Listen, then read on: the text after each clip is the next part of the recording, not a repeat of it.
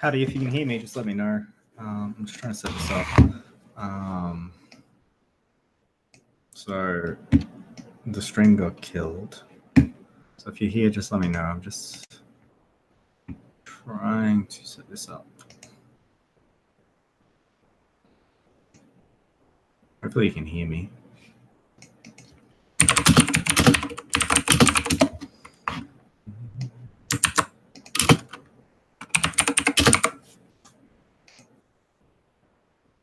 Awesome.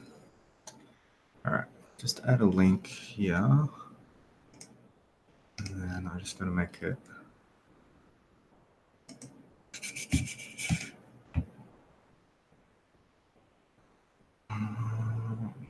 Right, so that's set up. Camera's back. Turn editing off.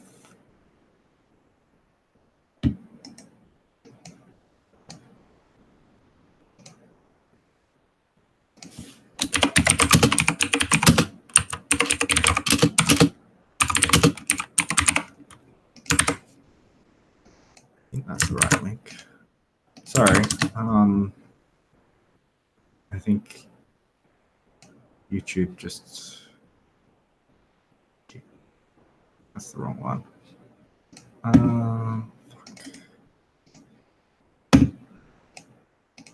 Settings. I think that's the right one. Don't know. I think I might have hit the limit, or not sure.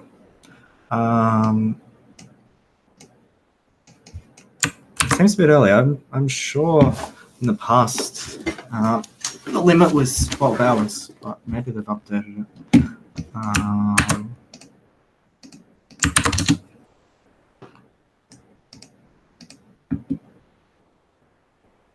Okay, that's working. Cool.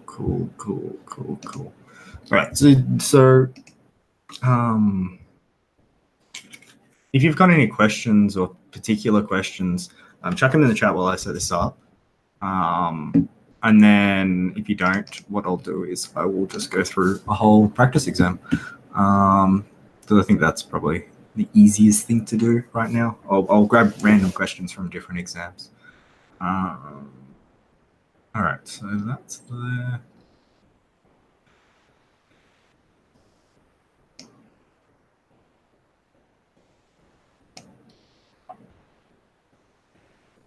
That should hopefully work. I can edit that link if I need. Just double check that works. Cool. All right, so we've got a new link. And then I can change this to make it private.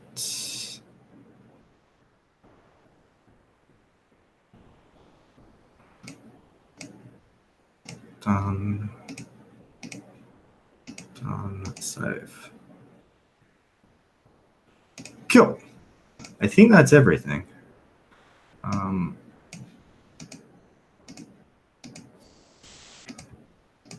I've lost the chat though.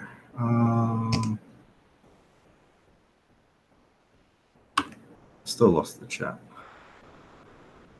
What? I think I broke the chat.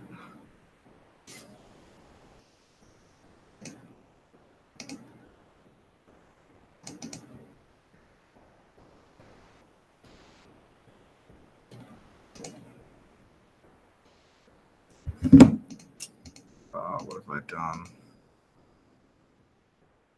Sorry. So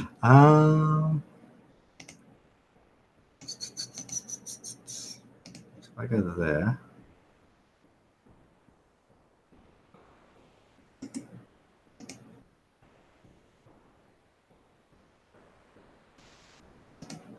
Oh, fuck.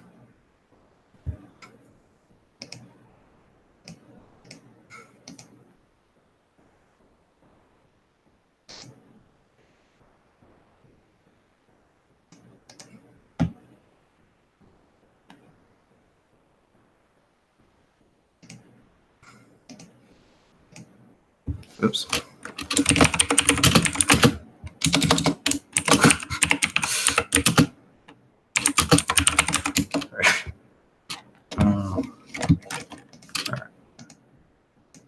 Where'd the other one go?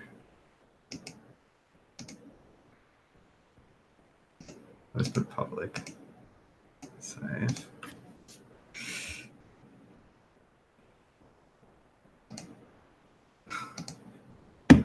Routes. I have to be so stupid. Get rid of that. Public. Public. Beautiful. All right. Are we back? Are we gone? I think I just kicked a whole big paper people accidentally. I think I just made it. I meant to make it unlisted, but I accidentally made it. And I've lost the old stream. So that's all gone.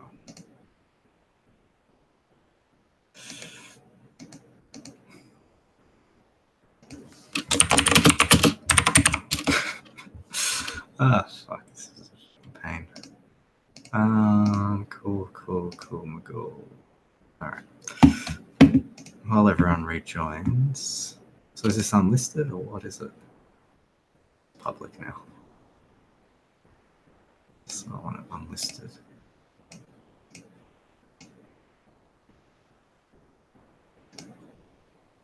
All right. So if you're here, just say hi in the chat. I'm sorry about that. I put the links back up so you can get back in through LMS if you get stuck. I'm not sure. All right, so let's go grab a exam. What's an exam? So I'm thinking 2017 sounds pretty good. All right. Bugs. It wasn't bugs, it was me. I broke it. I accidentally selected private rather than unlisted. So I just kicked everyone at that point, including myself. And then I just had a chat with myself for a little bit, and then it worked again. All right, so let's make another custom.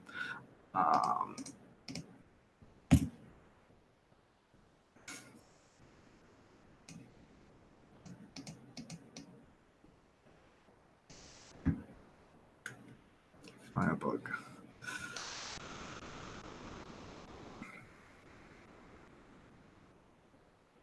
All right, so where did it go?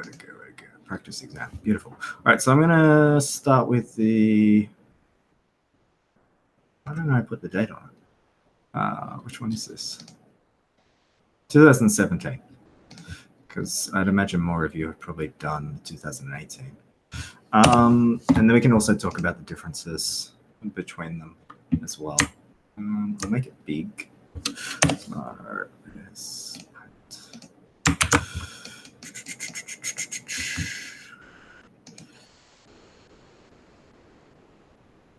So I had a look. You can only watch the last 2 hours. It might be there next week. It might be there tomorrow. I don't know. As I said, it's up to YouTube, and it depends on their load on their servers to actually process it. Sometimes it takes ages. Sometimes it's quick. It depends. So not sure. Maybe not. At the moment, yeah, I can only see the last 2 hours. Someone else can confirm if they like. But yeah. Also, is are you getting 720p? Because I did change the bandwidth before.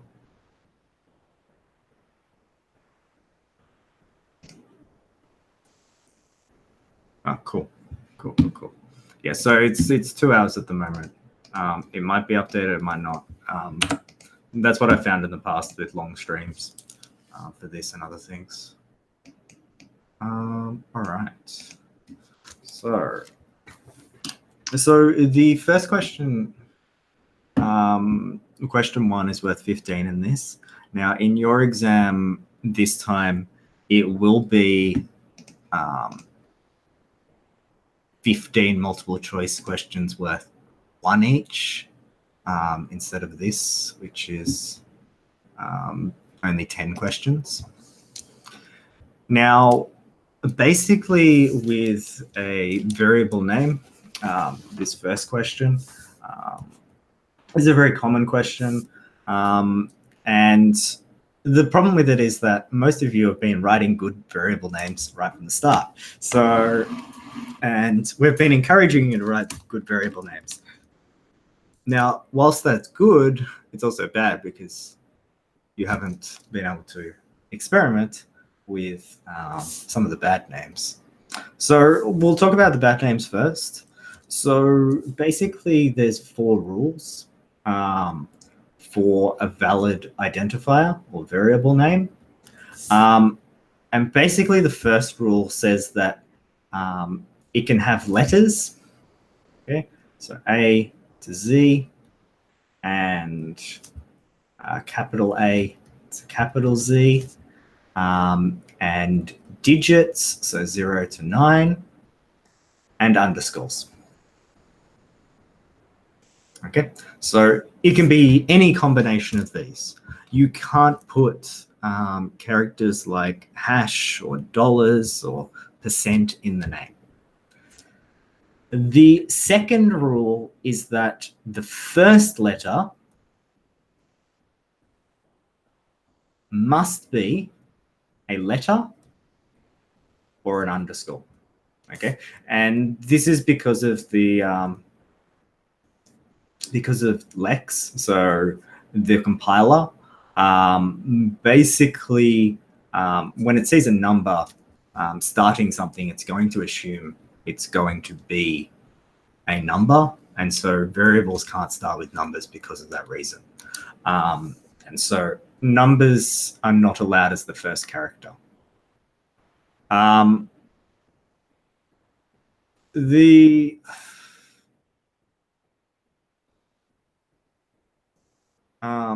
the third rule is that there is no rule on length. So you don't have to worry about that. Some languages do specify a rule on the length. Obviously, there'll be some point where Lex will fail, so your compiler will fail, but that's dependent on your computer and the compiler, not the language itself. So the language actually doesn't specify a length, so you don't have to worry about that. And no keywords. Now, we had a look at the keywords before. There's not that many of them. And so things like int, long, break, main, all of, well, main's not, main's a function, but all of these, so if, etc., can't be a keyword. So if we have a look at these, we can see that B breaks rule 1. This one breaks rule 2. This one breaks rule 4. Now, this one here is a little bit more interesting. It breaks rule 1, or it's incorrect in its syntax because it's got 2 identifiers. Okay, so it has to be A here. All right. Now, the next one that's really, really, really important, and you need to be able to do this fairly quickly. And this is converting from hex to binary and binary to hex, and also octal. So be aware of that as well. We can probably do this in octal. So we might do both. We'll do hex and octal here. So can you, in the chat, turn that into hexadecimal? And can you turn it into octal?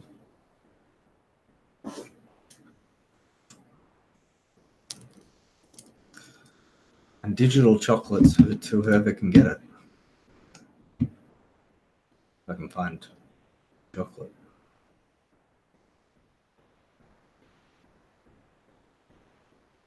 And octal.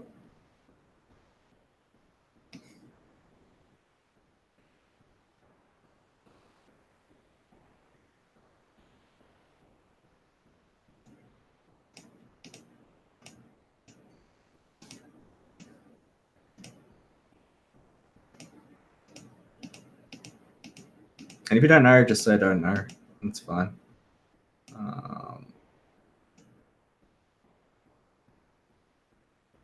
FPS is too low. Can't see. I don't think it's the FPS. I think it'll be the quality.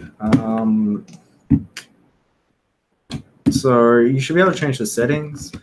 It is running at 720p. My bandwidth is a little bit low. Let me see if I can do something about that. Is Auto HD?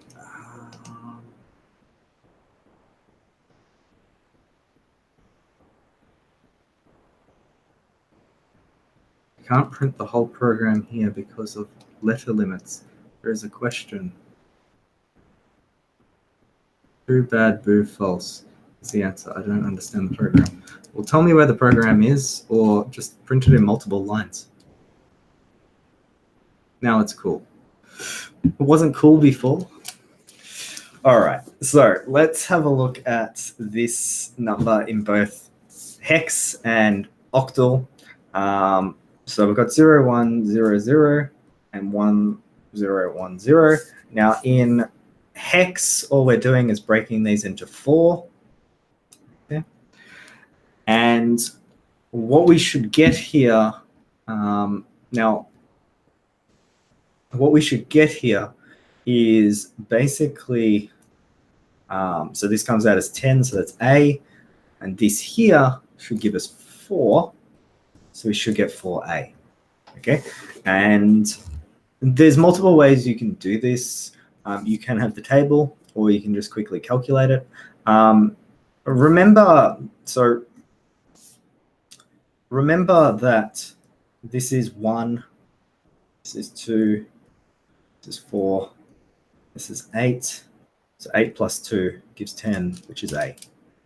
Okay. So you can do it that way as well, if that helps. Now we'll do octal. So octal's actually easier, but I don't really see how it's useful. I rarely ever use octal, but it is easier because you only have to deal with numbers 0 to 7 rather than 0 to 15. So we have to insert another 0 here, which is kind of annoying. So octal, and this is the other problem with octal. So here, what we're going to get is 2, 1, 1, and we represent octal with a 0 in the front. Okay. How did I get 2, 1, 1? So that's the 1s, that's the 2s, that's the 4s, that's the 1s, that's the 2s, that's the 4s, that's the 1s, that's the 2s, that's the 4s. And that's how we get octal. Okay, so if you do need octal in the exam, I'm pretty sure Rick has included it, so just know how to convert it. It's a bit easier than hex, but it's not as good as hex, in my opinion. Okay. We all good with that? All right, let's keep going. What are we doing next?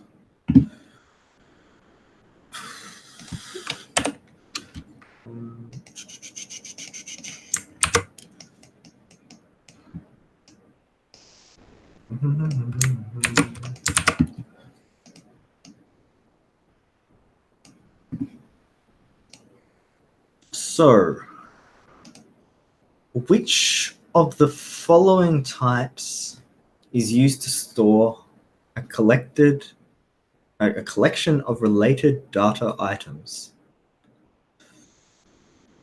I think this one's fairly easy.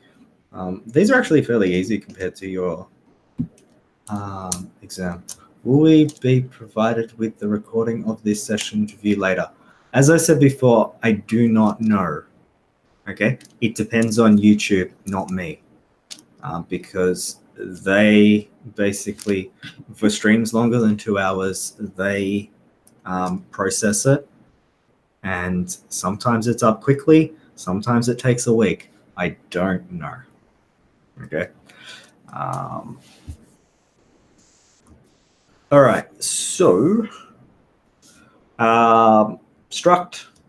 Yep, I think everyone's pretty good with that. So I don't think we need to go through that. The next one's important, really important, conceptually important.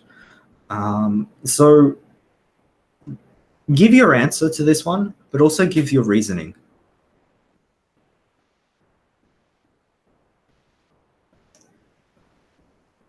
So don't just give the answer, say why.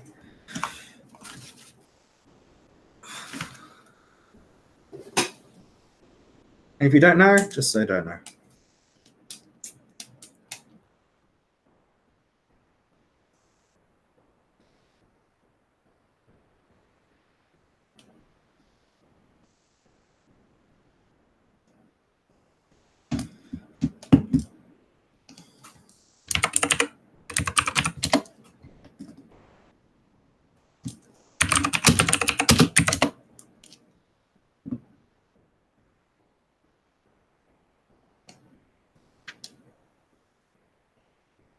See, because there are differences.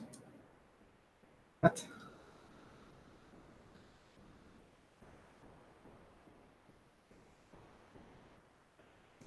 So we can actually talk about that. Maybe we can design that. Let's do that. All right.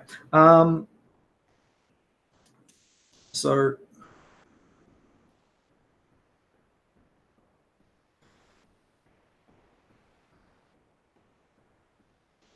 all right. So if we compare like this, then we're actually comparing the pointers, not the values in them. So if I have two strings, let's say string 1,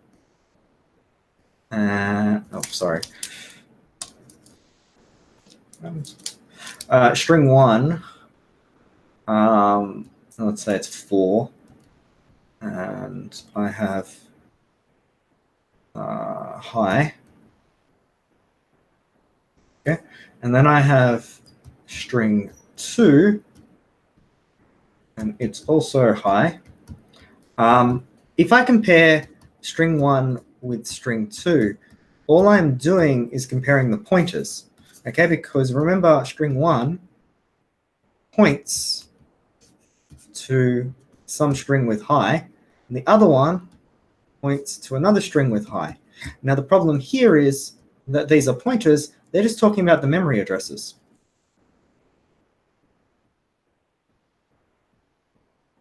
Okay. So if we're comparing memory addresses, this is always going to be false because they're in different locations, even though they've got the same letters. Okay. So this won't work. Okay. Same with this one, same problem. Now, the E won't work because string compare isn't a function. And so we've only got these two choices. Now, when the characters are the same, string compare returns a 0. Now, string n compare, as someone just asked about, all that does is it compares a certain amount of characters. So if I have hello world and I have hello you, and I do a string compare of 5, it will only compare these 5 and they'll say that they're equal. Okay, so basically string n compare only looks at the first n number of characters to see if they're equal. So you can say, I only want to look at the first 5 and see if they're equal.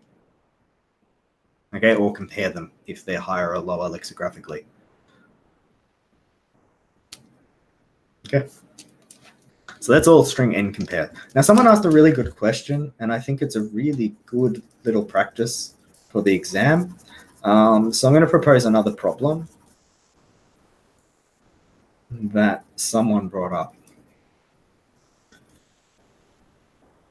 So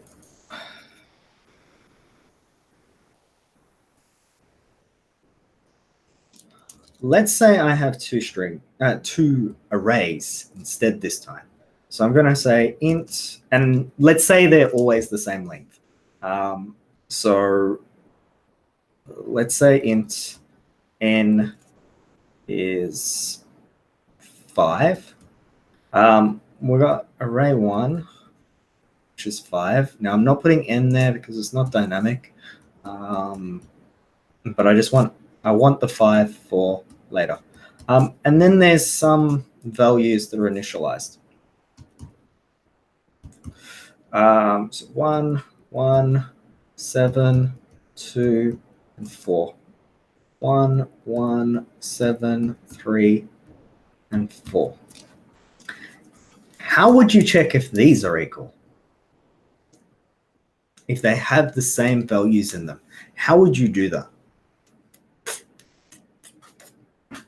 Or what would you use to do that? So what kind of structures or what kind of flow control would you use?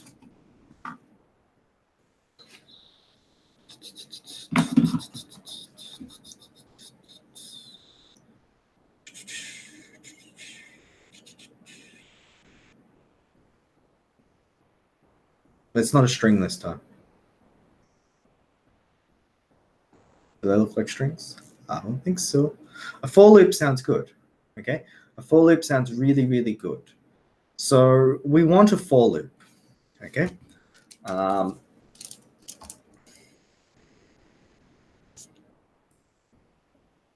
Now, we also need some kind of flag to say if they're equal or not. Now, there is 2 ways you can do this. You can assume the positive or you can assume the negative, okay? Now, this is a difficult decision to make, and it can affect efficiency on large programs, whether you go negative or positive. Basically, you'll do some statistics to work out which is more likely. Okay, is it more likely that they're not equal, or is it more likely that they are equal? Now, I would assume that it's more likely that they're not equal, and so I will assume the negative and then prove that false. So I'm going to say, I'll just use an int and say they're equal. And I'll set that as 0, saying that they're not equal. Okay. So if it's a 1, then it's equal. Now, this is different than our string compare. We're writing our own function, and I'm using 0 in its traditional sense of being false. Okay. So I'm assuming the negative. I'm saying I'm going to assume that they're not equal. And if they actually, actually, I might go the other way because it might be a little easier to understand. So statistically, I'd probably go the other way, but this way might actually be better. I'm going to assume that they're equal from the start, just because this might be easier on the if statement. But you can go the other way. I just think this might be easier to understand. And then we can go back and we can do it the other way. All right, so for loop, I starts at 0, I goes to 5, I plus plus. I think you know that.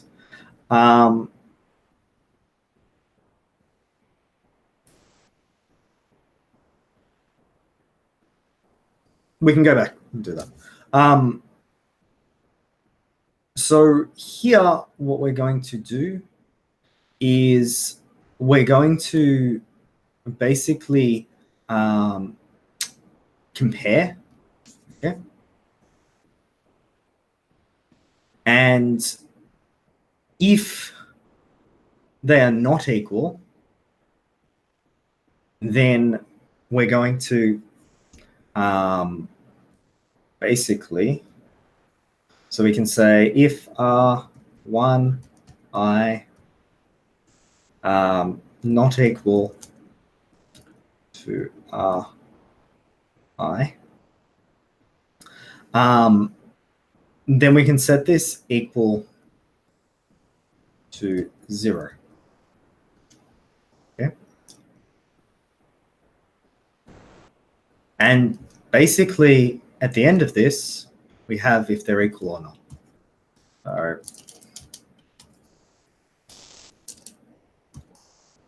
if what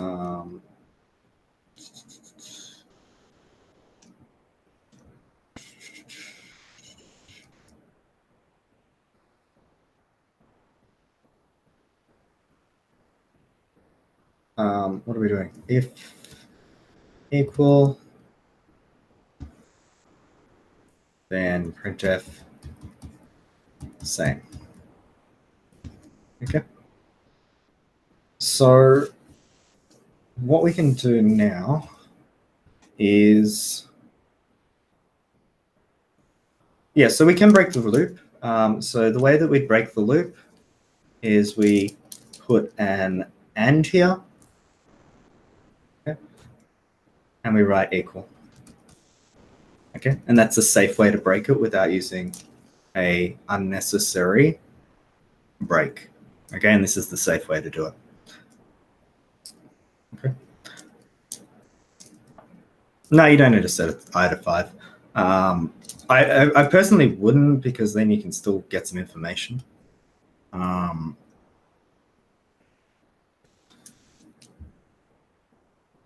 So basically, so if we want to flip this, we'd basically have this saying that they're not equal.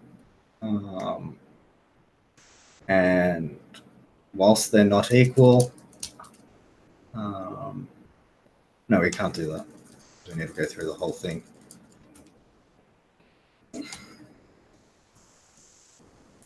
So here instead, what we want to do is basically just equal plus plus, and then if equal equals n, then they're the same.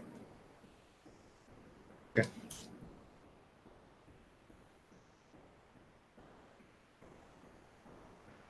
And that's how we can start from 0.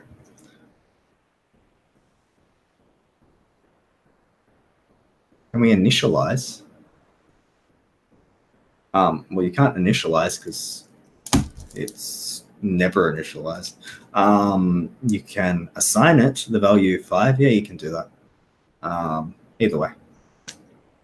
But yeah, there's lots and lots of different solutions to this. Whatever you want. Okay. But yeah. So it depends on what information you want as well. So for example, how different it is, how similar it is. This gives you a little bit more information because it tells you how different, but it doesn't allow for early exits. So it depends. It really depends on what you're looking for and what kind of efficiency and what problems you're trying to solve. There's not always one solution to any algorithm. Algorithms are dependent. All right, but that's a good thing to think about, is how our arrays work, and you could write your own string compare function now because you know how to do that. Okay, so you could write your own. You could go stuff the standards. I will write my own. I don't recommend you do that, but it's up to you. All right, let's go on to the next question. The next question is stuff. Blah, blah, blah, blah. All right. Which is the correct way to define the macro for n to be replaced by 100? I think everyone should be able to get this one fairly easily. So I'm hoping. All answers are C. It appears. Don't actually do that in the exam. But then again, if we set all of them as C, then they'll probably scare you. But maybe it is the right answer. Who knows?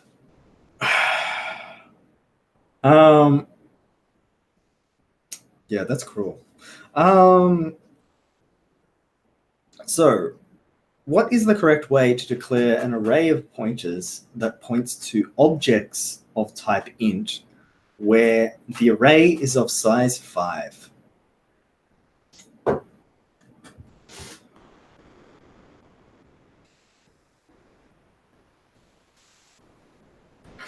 So when you talk about an array of pointers, you know that you need. Oh, I'm drawing on the wrong screen. I'm trying to. So you know that you need the array declaration. Okay, so it has to be one of these. And the type needs to be correct. So if I want an array of ints, then it's going to be int a square brackets. If I want an array of doubles, then it has to be double a square brackets. If I want an array of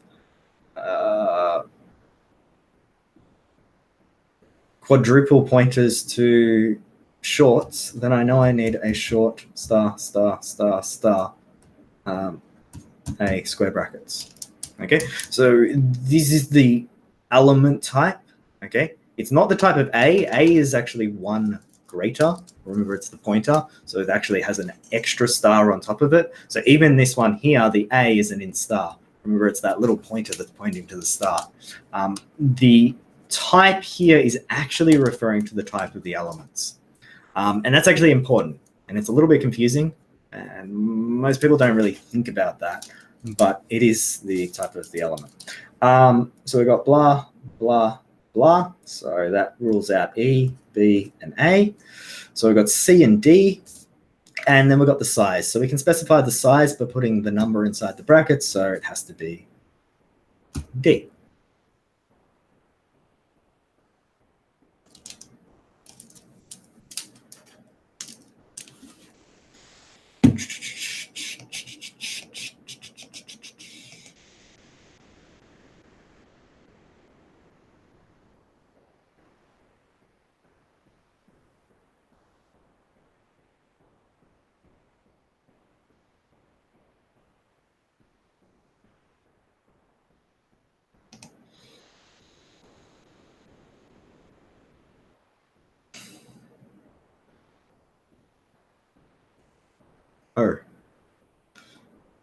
Oh, indeed.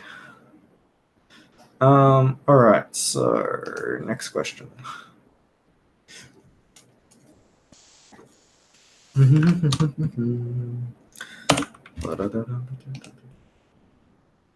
Yes, as I said, one of the most common mistakes in an exam that I see from good students is rushing, being stressed.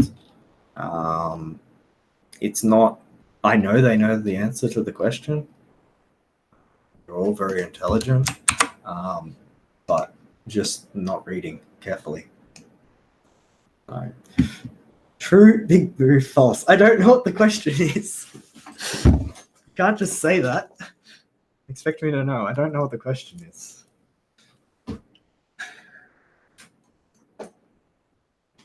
Give some context. Is it a quiz question? Is it like I did in assignment 1? I don't know what you did in assignment 1. I saw hundreds of assignment 1s. Oh, yeah. It's in the quiz. Okay. Find the... Oh, fuck.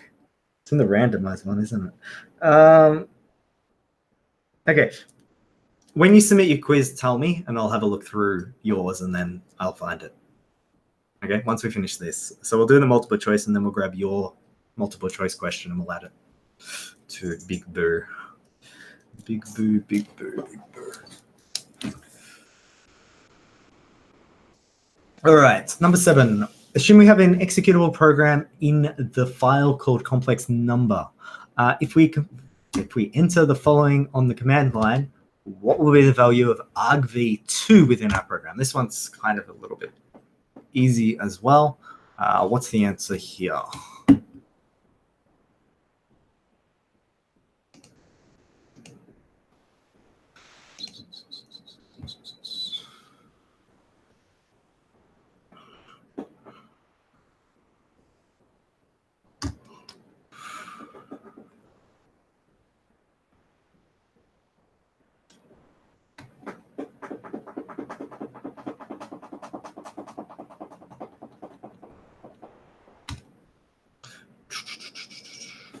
Yep, cool. I think everyone's happy with that.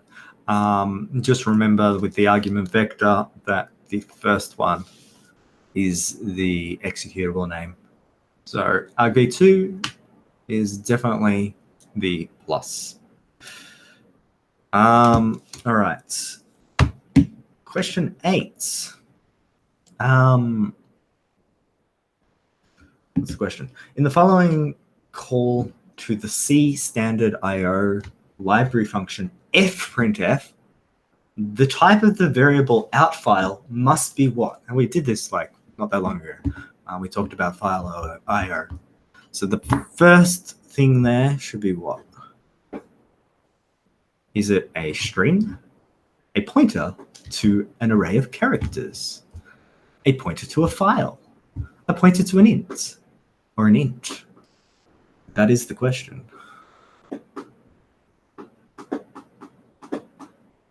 Well, pointer to an int, or a pointer to a file, or a pointer to an array of characters, or a string, which is could be a pointer to a array of cards. Oh, fuck.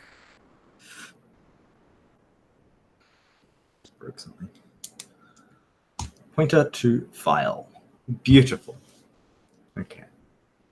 So I think we're all pretty happy with that. So with your fprintf, all you do is you add the f to the front and you add your file pointer. It's the exact same as a scanf, as a printf then. All right, number, I think we've already done this. I think we did this once before. Yeah, we did. All right, so I'm going to go grab this guy's question. Where is your student number? There we go. Which quiz? Which quiz? Which quiz? It's the 1 to 6 or 2 to 6 or 7 to 11?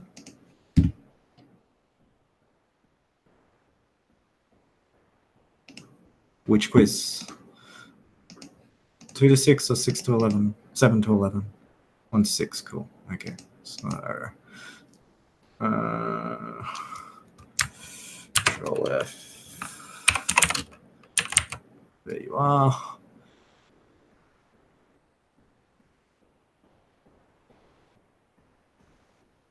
(5:46 p.m.)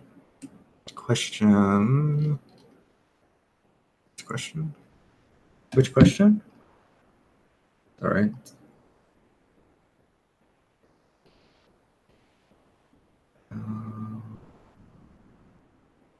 Can you just repeat which question it was?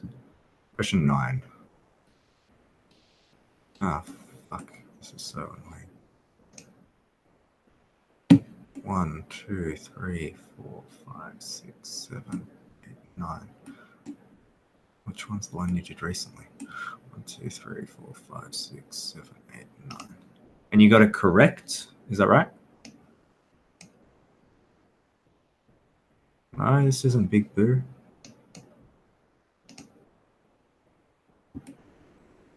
You did it at 5:46, 16th of June.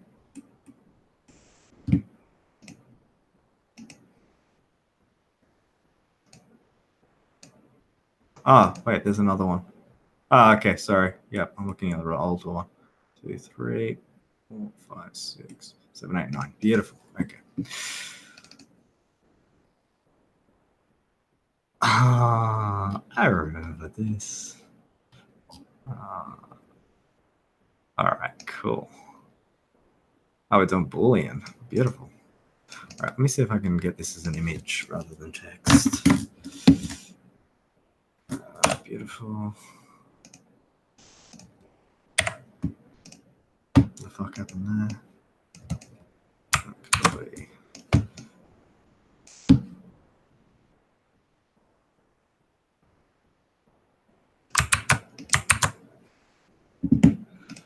I think this goes with bad zoo if you've seen the file.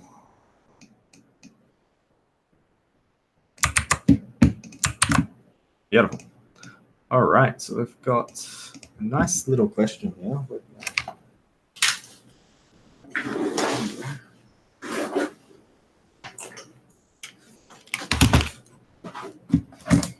did I drop? Drop something. All right, that the question? All right, so we're going to solve this question. Oh, it's got switch cases. So there shouldn't be any switch cases in the exam. I specifically requested there not to be.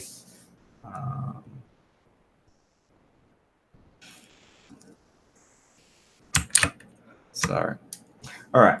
So what is the output of the following C code fragment for the user's input given below? 1, 0, 2, 0, 1. Stop is 0. I'm going to while loop. Cool. All right. So we'll start by just declaring this. So we've got stop is 2. So while not stop. Oh, sorry, it's not 2. It's 0. What am I doing? I'm reading stuff that's not there. That's when you know you're going insane. So while not stop is true, because remember, not 0 is true. Perfect description of true. So then we've got this Boolean within that scope. What a horrible name. It's uninitialized and we scan. So we get a 1 from the user. So if Boolean is less than 0, so is 1 less than 0? No. Or is 1 greater than 1? No. Okay. So they're not true. All right. So remember, an OR, a Boolean OR, is going to be a 1 or a 0 is true, a 0 or a 1 is true, or a 1 or a 1 is true. So neither are true, so we go to the else, we switch, we've got a 1, so we print out true. Now, the problem here is that we're missing the break. Go case statements, they're so fucking brilliant. And so they fall through, and so you get bad boo here. Okay. Yes. Okay. Because of the fall through, you print out bad boo. So you get true, bad boo, and then you get a space. Okay. And then we go back up to the while. Stop, not stop. It's still continuing. We got Boolean, which is 1. We scan the next one in, which is a 0. Is 0 less than 0? No. Is 0 greater than 1? No. So we could go here. And then we print false. There's no fall through because of the break, and we get a space. We go back up. We've got not stop once again. We read the next Boolean, which is 2. Is 2 less than 0? No. Is 2 greater than 1? Oh, hang on a sec. Yes, it is. So that's all good. So stop becomes 1. It's an if or else, so we skip that second part, and we're done. So we should get true, bad, boo, space, false, space. Is that the right answer? Let me try and mess it up. In terms of rewatching the first part of the stream, as I've said a couple of times, unfortunately, YouTube takes a while to process that data, and sometimes it can take hours, days, or weeks. So I don't know when it'll be back up. You might just, it might be after the exam, it might be before the exam. I don't know. I'm sorry about that, but not much I can do. Yeah. Does it make sense?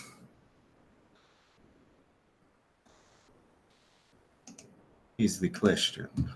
All right. Yeah, so I don't know when it'll be up. Just double check in time, and time will tell.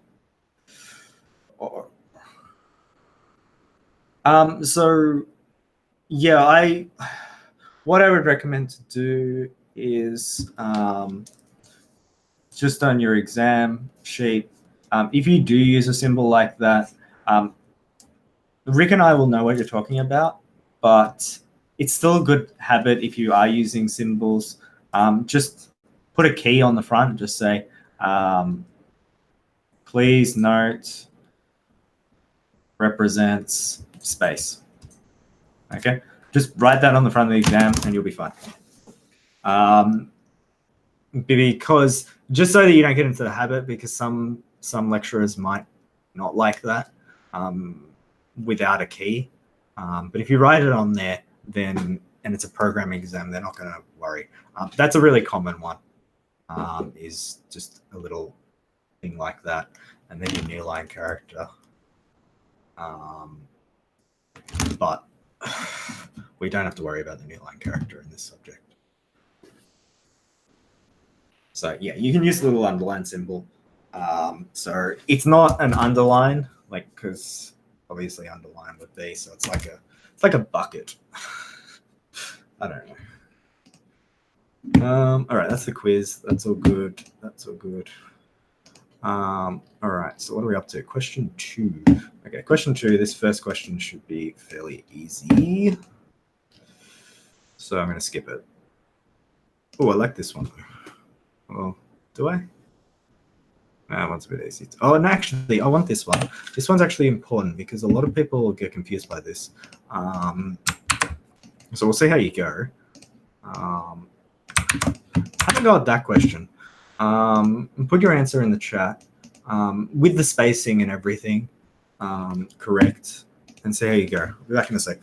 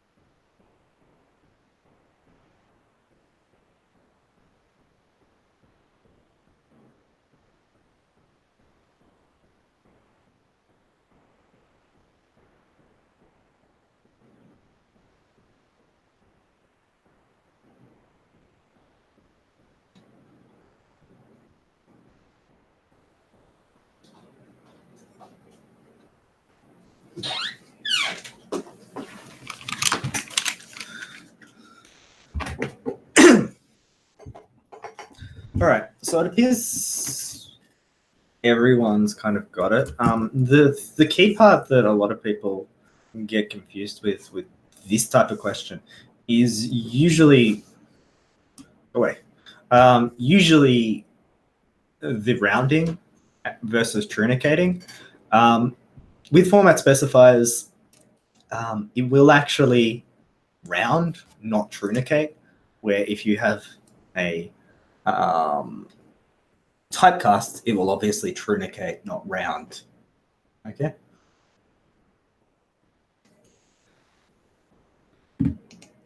So, don't care about that question. All right, this is a good question. I think this is kind of similar to the question that you had before with the quiz.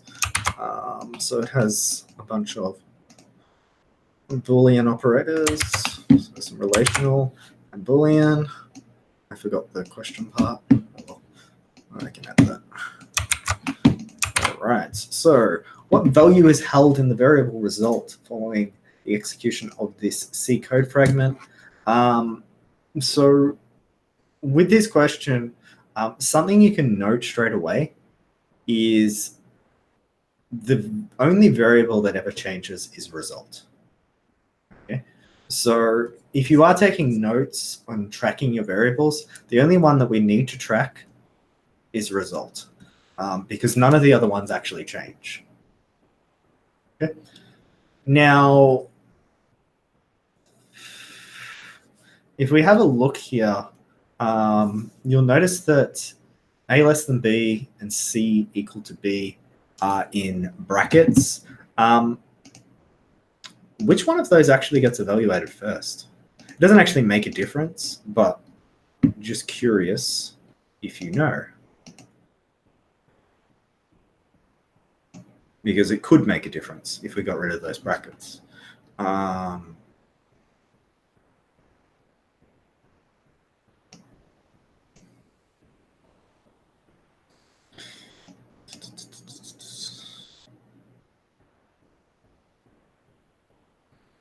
Yeah, so the A less than B actually gets evaluated first, then the C equal to B, and then the OR. Now, one thing that you note here is that the brackets are actually redundant, which is kind of interesting. An interesting kind of way. So the brackets are actually redundant, and I just noticed it when I opened the question. Like, that's a bit silly. So the brackets are actually redundant because of the ordering. It's exactly the same with or without the brackets. Because so less than always has priority over equality operators, and both of these always have, because your ors and your ands are really low. The ors and ands are actually a little bit complex because the Boolean and actually has higher precedence than the OR. They don't have the same, which can have some interesting side effects if you're not careful. But the brackets are actually irrelevant here. They actually do nothing. So I just noticed that, and I just wanted to point it out because why not? Blah blah blah blah blah blah blah.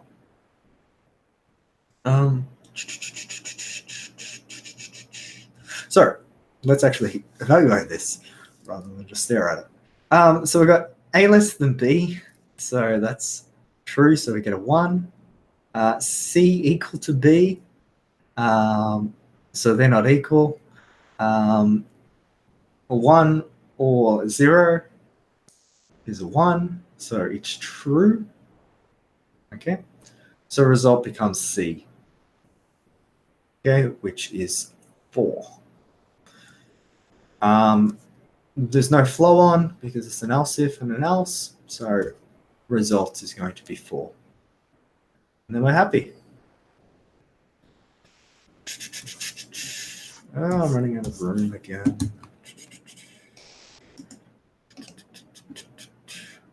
Kind of taken an interesting path. Blah, blah, blah, blah.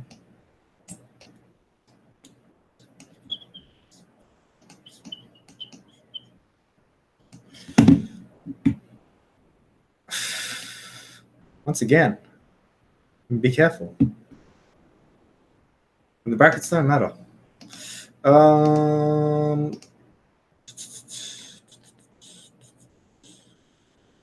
right. We did that one earlier, so I don't have to worry about that one. Oh, this is a good one. This is actually a good one. All right, so this one's fun. These are really good tracing problems, and you really should be tracing your variables when you get problems like this, because they're a pain in the ass otherwise. So blah. What is the output of the following C code fragment? And then you got this beautiful mess. So you got 2D iteration. You've got 3 variables that you need to deal with. You've got a switch case, which is ugly. And there's not much else. There's nothing special about the for loops. They both start at 0, which is nice. So you don't have to deal with any weird update. But let's have a play. So when you're tracing a problem that has quite a few loops, definitely draw out your variables. So I'm just going to do that to start with.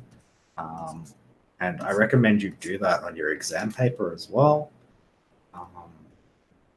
Because if you stuff up, at least you can go back and try and fix it. So we've got I and j. We come into this first loop, I is 0. We come into the second loop, j is 0.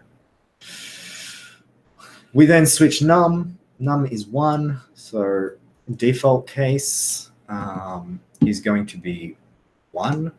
Okay. So we just print out that 1. Oh, why is this going weird? So we just print out that 1. It's not a 5 or a 2, it's a 1. And then we increment num. Now here, you'll notice that the plus plus with the increment is a pre-increment. It doesn't matter. Okay, if you have a plus plus num or a num plus plus by itself, it doesn't make a difference. Okay, it does the exact same thing. The pre and post only matter when you've got assignment. Okay, because when they're by themselves, they just increment 1 no matter what. Okay, there is some difference, but we're not going to talk about that here. We're still inside of this for loop. Okay, don't think we're going to print this new line yet. So we go back up. J is definitely less than 4. Oh, sorry. We need to increment J, and then we check is it less than 4. 1 is definitely less than 4, so we come back in. Oh, we forgot to increment num. I talked about it, but I didn't write it. Switch num, we print a hash symbol. There is a space after that, so just be aware of that. So we got space. Then we increment num again, so num's now 3.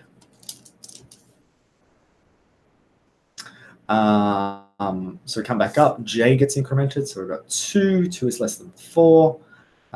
There's no 3 here, so we just print out the value 3. Num gets incremented again, so we get 4. We come back up. J gets incremented to 3. 3 is less than 4, so we go in. 4, there's no case for 4, so we print out a 4. We come back up. J becomes 4. Remember, it still comes back up. Is 4 less than 4? No, so we exit this loop. So it actually goes all the way back down here. We print a new line, so now we're starting from the next line. We're still inside of the I loop. The I loop comes back up. We increment by 1. We now have a 1 in here. Is 1 less than 2? Yes. So now we end up in the J loop. J becomes 0. Is 0 less than 4? Yes. So we're now in here.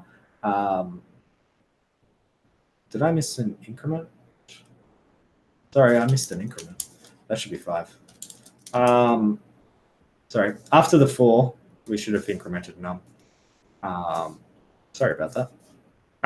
But the reason I picked that up is because we'd already gone through the switch case with the 4, so I was able to see it here. So if something like that happens, at least I've got these variables so I can see that I skipped something. So we've got 5. 5 comes here, prints a hash symbol. It's a star symbol, sorry, we've already printed the hash. And then a space. We then increment num, so we get a 6. Come back up. J gets incremented to 1. 1 is less than 4. 6 is just going to be printed. We can already see the pattern, so we know that this is going to print 6, 7, 8, and we're done. Okay. So this one isn't hard, but it's pain because you're just tracing the whole way through. The easier, the other way you could do it is just by reading it. So you can see here, so if you have a look at it a different way, rather than tracing, we can do it just by the algorithmics. So we can see here that we've got a printf per iteration. Okay. So it means that we've got 4 printfs. So I know that I'm printing 4 things. And I know that there's no new line. I know that after the iteration, there's a new line. So I know that I'm going to be on the next line. Okay.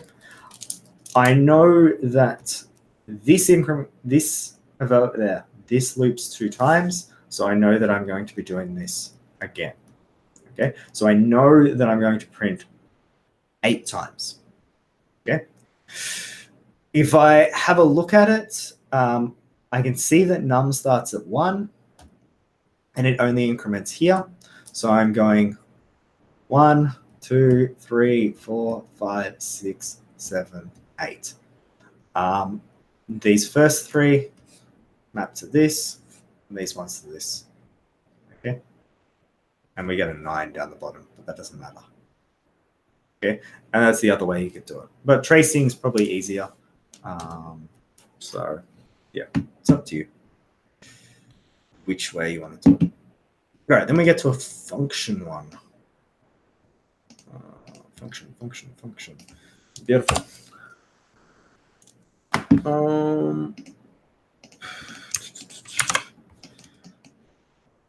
Sorry, I'm sort of speeding through these because I think they're fairly easy, and we'll get to the more pointy ones. Okay, this is a good one. So here we have a function, and we have a function prototype, we have main, and we have our function called molt. So here you need to be careful. I first clearly see that this isn't a pointer, and that's important because it means that X doesn't change. Okay, so it means straight away that I know this printf is going to print out 5. Okay. Now, if I look at what's passed into this function here, I know that a 5's passed in. I've got 5 times 2, so I've got 10. So I should print out 10 and 5. Okay, and that's without tracing it. If we want to trace it, then we can go scope for this one, scope for this one. We can go X is 5. We pass into this num. Okay, num times equals 2 becomes 10. Print 10, new line, exit this, come back up, print the 5. Okay, so either way you want to do it, you can either look at the logic or you can trace it.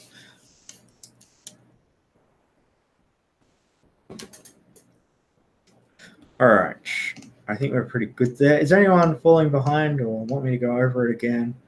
I'm probably being a little bit more sloppy, talking all day, but we'll get there. We will make it. All right.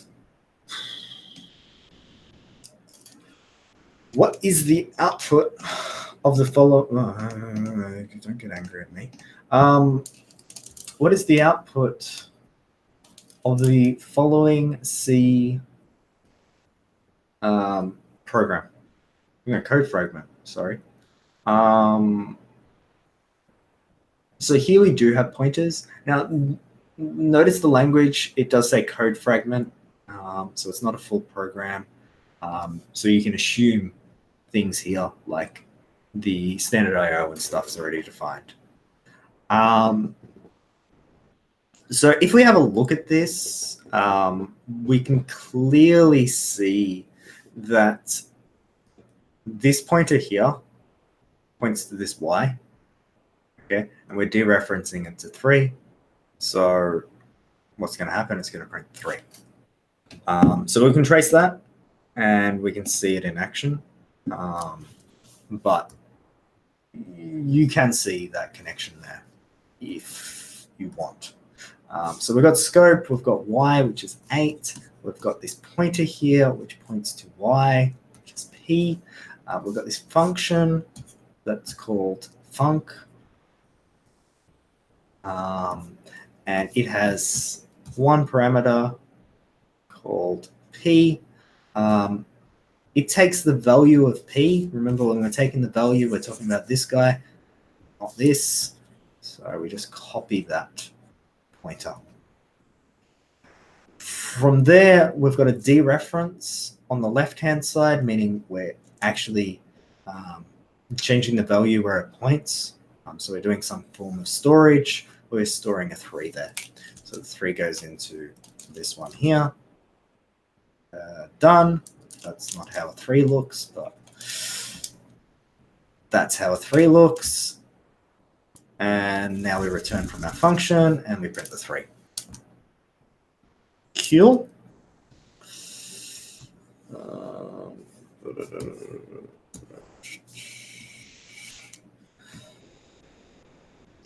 Oh, this one's nice. All right. I like this one.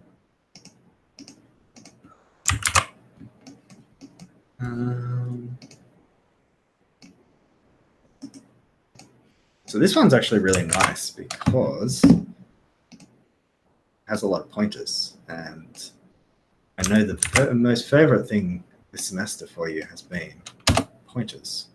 But this is actually really nice because it's got quite a few of them. And they're not that hard, but whatever. So yeah. Do you want to have a go at it, or do you want me to just show you? Oh, I know I got some pointer arithmetic. Fuck yeah. This is really cool. I've got some really good questions. Wait, what?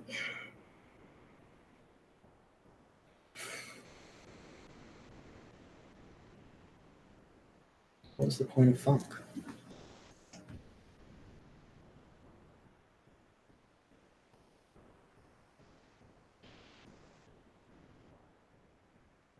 You're too good. Just too good. You're too prepared for the exam.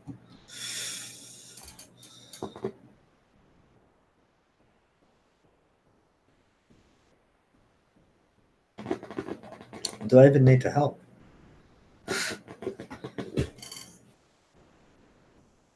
I'm just, what's it called? Reiterating what you already know.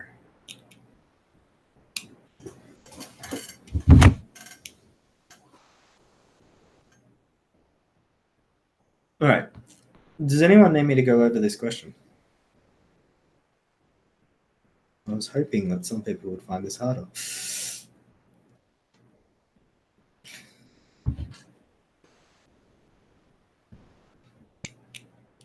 Are we all good with this question? Or do you want me to go over it?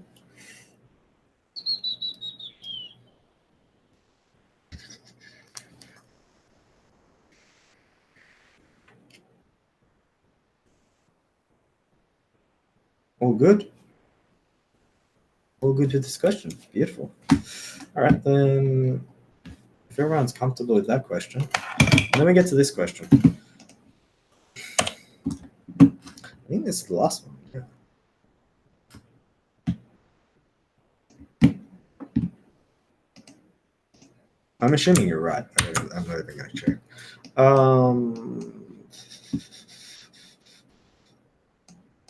trust your judgment.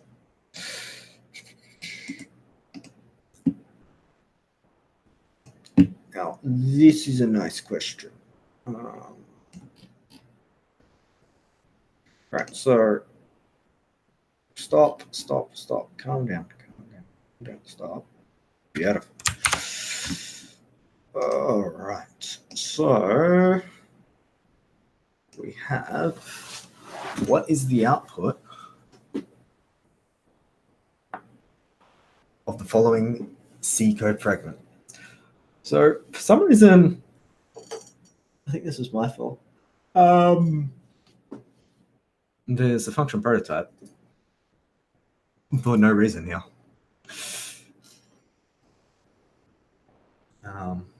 Which is strange. Also, val's afloat. This is an interesting question. All right, I might go through this one because I don't know. All right, so we've got an array here. This is using pointer arithmetic, which is nice because pointer arithmetic is a really nice feature. We haven't done much. We've only done pointer arithmetic with iteration, but you can do some really powerful things, especially when you're iterating not linearly. So it could be stochastically or something like that. It could be something that's, yeah, basically not linear. But let's not worry about that. Let's just look at the cool iteration. So we've got some array, blah. We've got some pointer. This pointer points to the start. We've got n, 4, a whole bunch of things here. I'm just going to put pp for pointer position. We've got an iterator. We've got a lot of variables. I'm just starting at 0. We've got val, which also is a float. So 0.0. This for loop. I is definitely less than 4. We've got val plus equals dereference pointer position. So all we're doing here is we're going to grab the value 1 and add it to whatever's in val. So we get 1. And then we increment this pointer. Now, we remember that when we increment a pointer, it's basically moving by the size of, which is important. So we increment that pointer, and then we come back up, and we increment I, and so we get a 1. And then we come here, and then we grab the value, which is 6, and we add it to this, so we get 7. Then we increment this pointer. A lot going on. And this I gets updated. 2 is less than 4, which is nice. So we add the 3 here, so we get 10. And then our pointer position gets updated. So now it's here. We get 3. 3 is less than 4. So we keep going. We add the 5 into the mix. So we get 15. And then what are we doing? This gets updated to 4. 4 is not less than... Oh, we didn't update the pointer. The point is pointing at something irrelevant. And then we go and print the 15 as a floating point. And we're done. Okay. I thought this question was going to be more interesting. Oh, this question's interesting though. All right, so we got the box and pointer diagram question. And this one's actually really, really nice. So what we'll have to do is take a little break.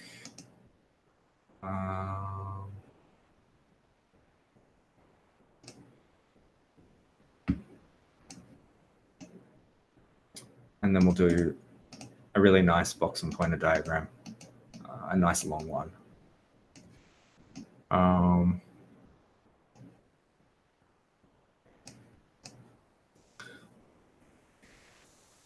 So we'll take a break. I don't think this program will work, but let's try it anyway. So let's have a 7-minute break. Don't think this will work. Well, let's try it anyway. I wonder if this has a whatever. All right. Let's have a quick break. I don't know how this is. I don't think it's gonna work.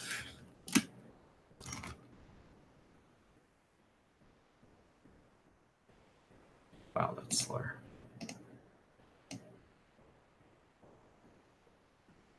Yeah, it's not high enough. Might be able to see.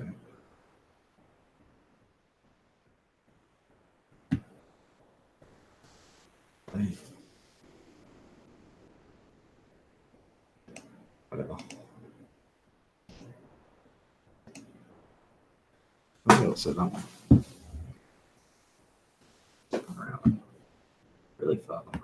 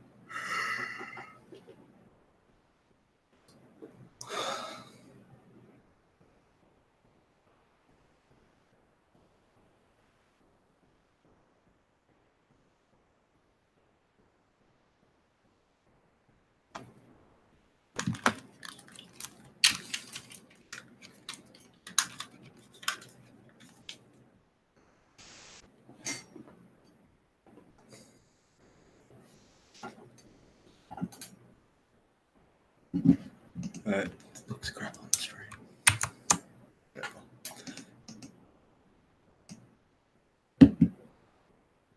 How we going? All right, let's do this. So if you're still here, just say hi in the chat, so I can see if people still here alive. Can you explain string compare? So for string compare, basically you just pass it to strings, and if they're equal, it will return 0. That's really all you need to know. Don't worry about the values it returns otherwise. We don't cover that here. Basically, if it returns a negative value, then the first one appears before it in dictionary order. Otherwise, if it returns a positive value, not 0, then it appears after it. But all we care about using it for in this subject is if it's equal or not. So if it gives 0, then they're equal. In terms of their characters.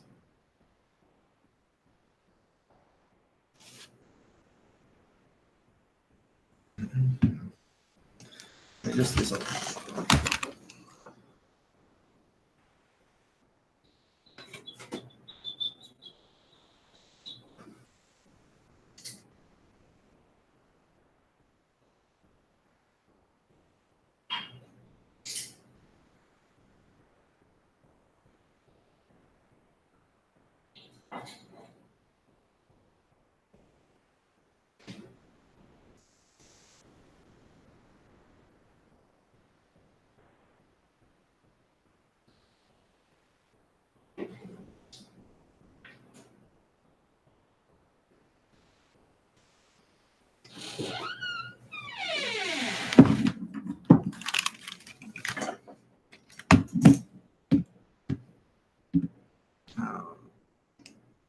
Yeah, so they have to be exactly the same. Yeah, so lowercase and uppercase do matter.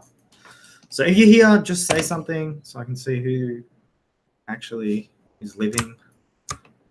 If you are living.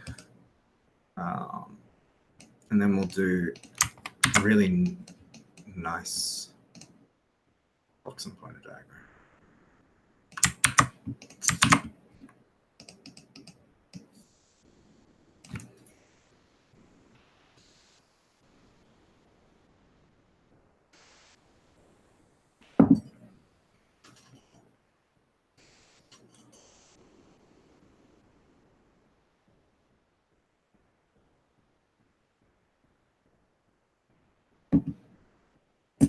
We lost some people. That's all right. I think we're nearly done everything. Skip over those. Hi.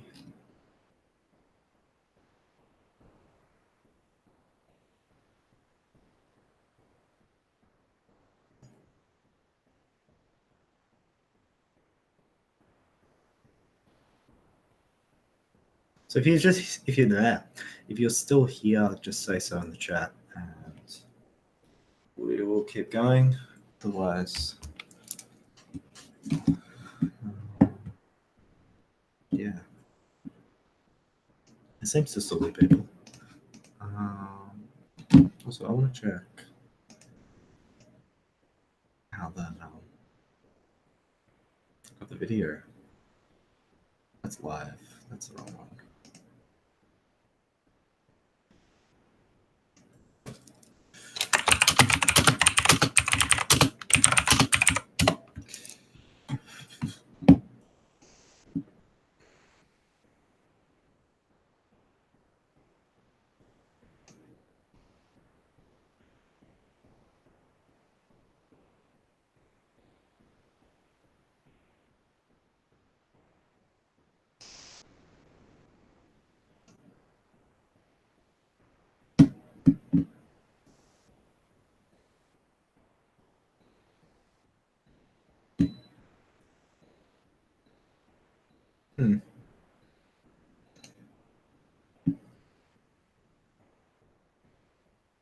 I do have the full 8 hours. Wait, does that mean I can do this?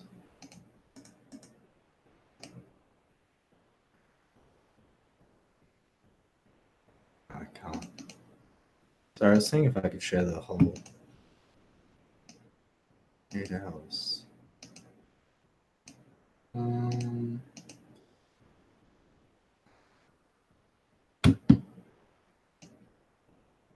don't think I can.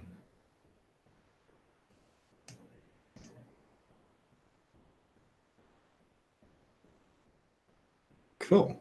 We still have peoples. Some of them have survived the whole time. Pretty impressive. All right.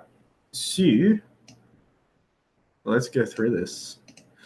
So this is basically a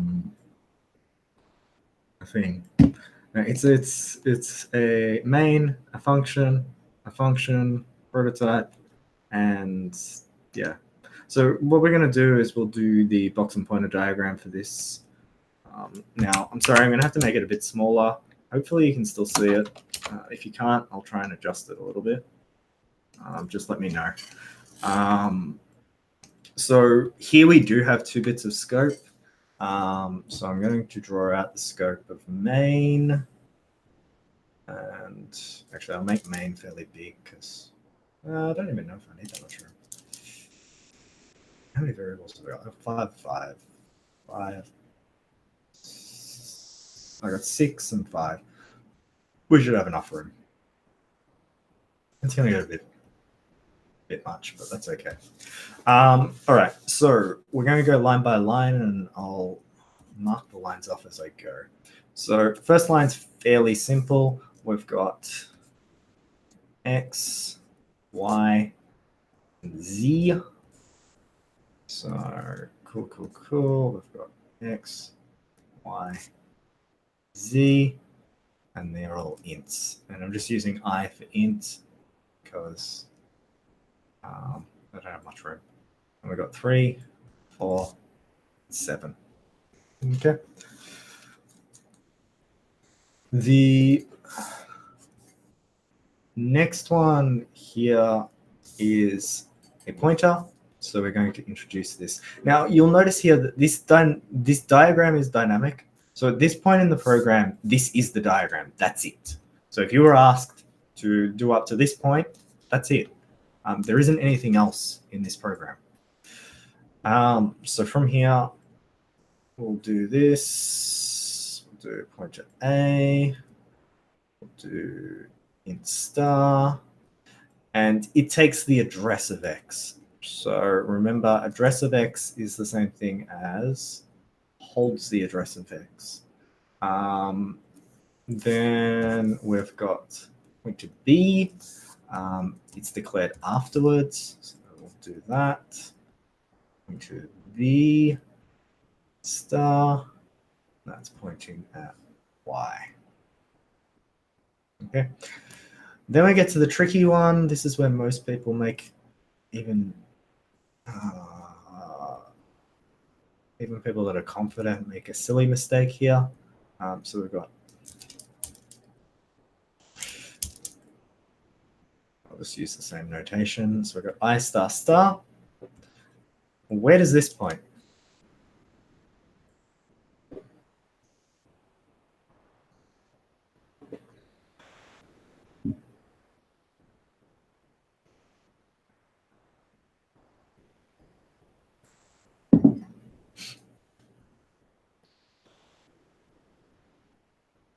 So it points at pointer B. It holds the address of pointer B. It can do a sanity check, 2 stars, 1 star, same type, same type. Okay, so no. So if you were pointing it at Y, it would definitely be incorrect because 1 less star, and also we're taking the address of B. So the address of B has nothing to do with Y. Okay, the value in pointer B has something to do with Y, but the address of B is just the address of this memory. Okay. Then we get to the function call. Oh no, we do. Yeah, we do. All right, so we get to the function call. Now I find it easier with the function calls to write out all the parameters and then pass the arguments in. So we've got 5 arguments. 5 parameters, 5 arguments. Or something like that.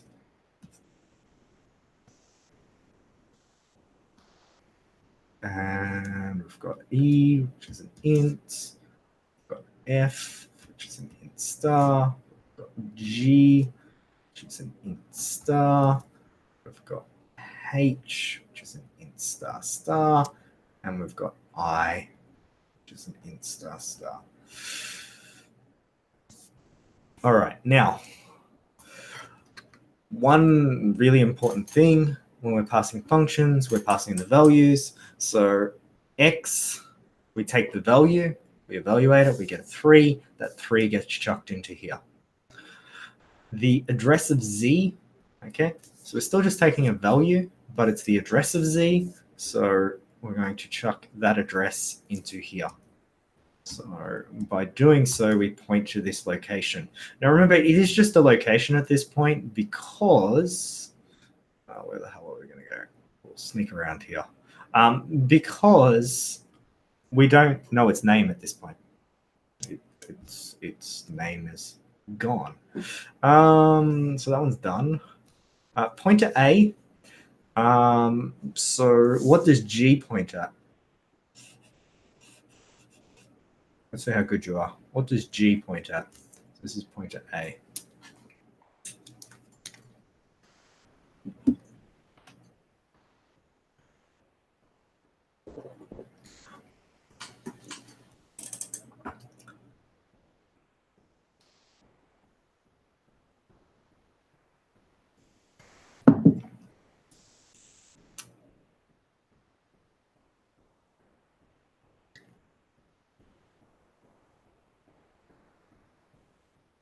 So G takes the value that's inside of here.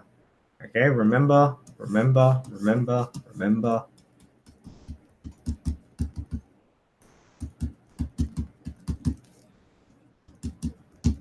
Okay, we're just taking the value.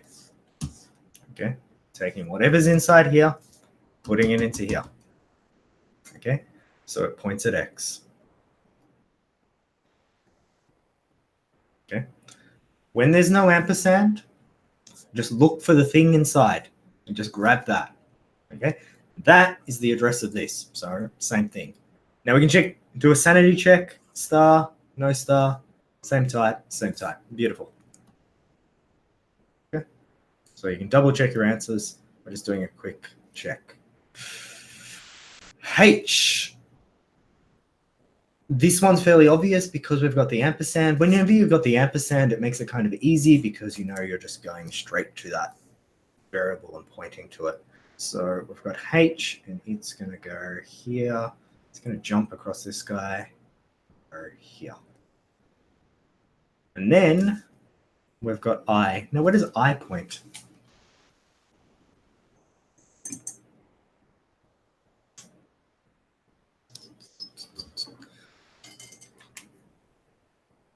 Where does I point?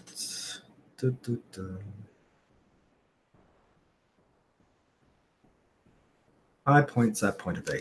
And that's correct because we're grabbing the value in pointer C. So we're grabbing whatever that is. Okay, there's no ampersand, so we just grab whatever that is. So this also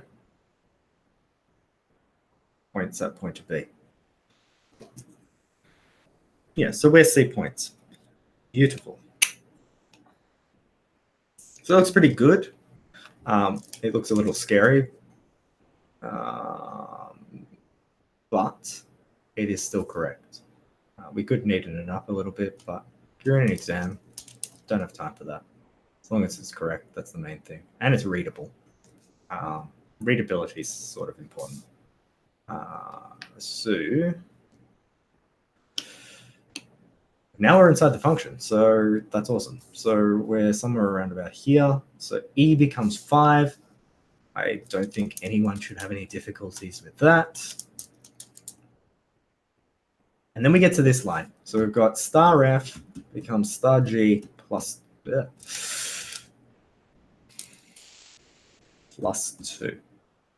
So with this, the 2's kind of just doesn't need evaluating, but we do need to do, we need to evaluate this star g. Now star g is a dereference. It's on the right-hand side. So we're doing some form of retrieval. So we go to the g, we follow the line, and we retrieve the value. So we get a 3. 3 plus 2 is 5. And then we need to store it. On the left-hand side, we have storage. It's a dereference. So basically all we do is we follow the line and we chuck it wherever that line ends up. And it ends up here. So this now has a 5 in it. Okay. Wait. Oh, yep, cool. Sorry, I thought I stuffed something up.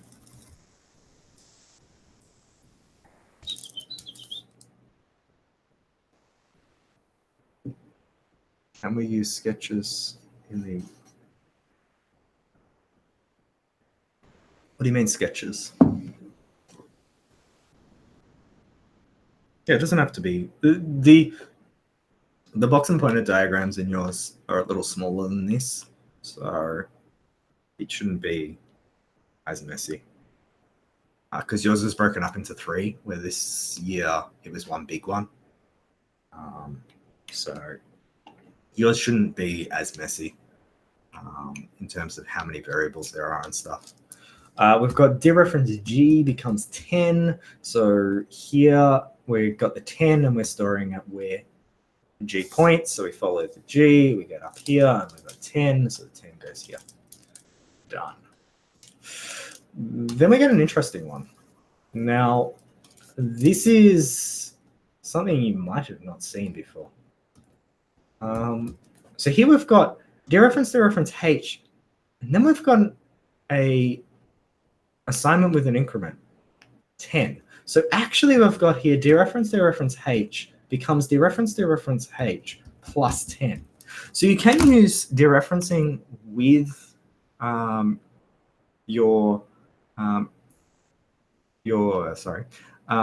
with your assignment with your addition. So this will work. It makes sense to kind of break it up to solve it if you can.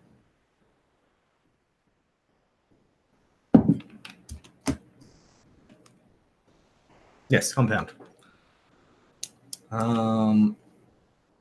So dereference h. Now remember that to dereference something twice, it needs to have 2 stars. It has 2 stars, so beautiful. So we're on the right-hand side, so we're going to dereference it once, dereference it twice. We get the value 4. 4 plus 10 is 14, and we're going to store that in dereference h. So we go back up, and we get 14.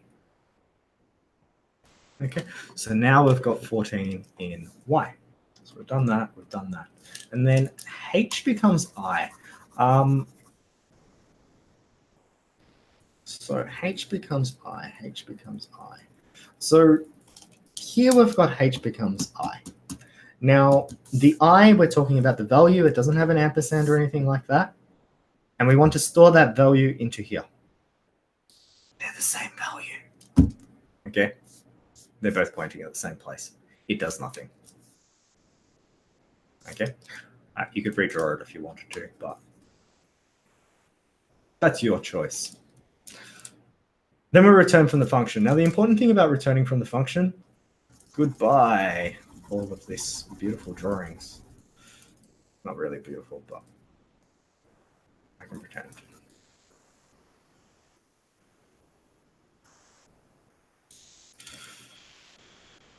And then we print. So we've got x is x plus 1, so we get 11, we get 14, and we get 5. Okay. And I hope that's correct.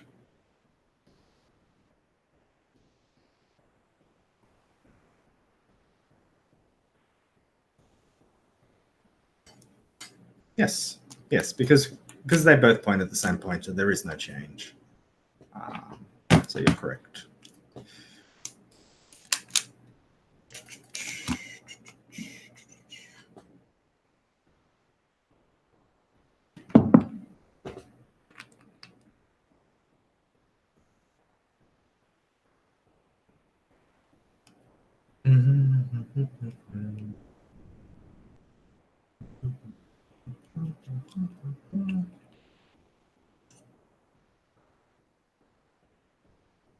And that's the question. So that was pretty good.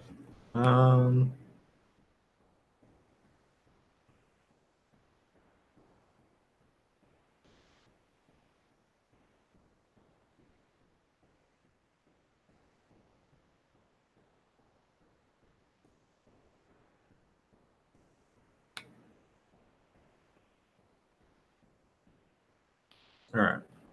So I might skip those.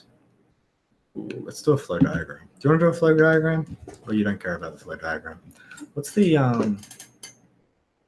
what's the min and max? We've already done that. What was the one from the other year then? Standard revision.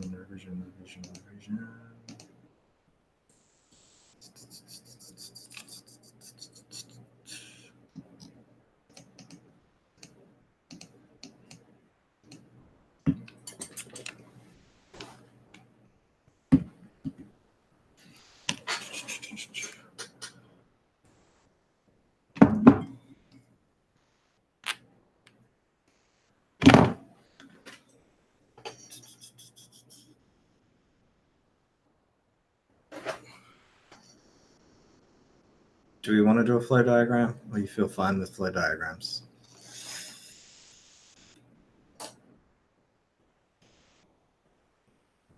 We dropped a bunch of people.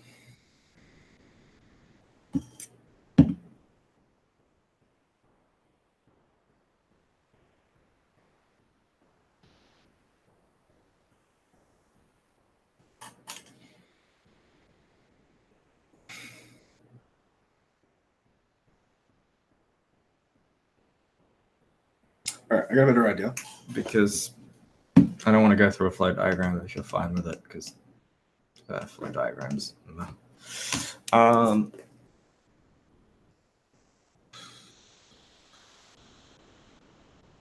What are you still finding difficult, or would you like me to cover?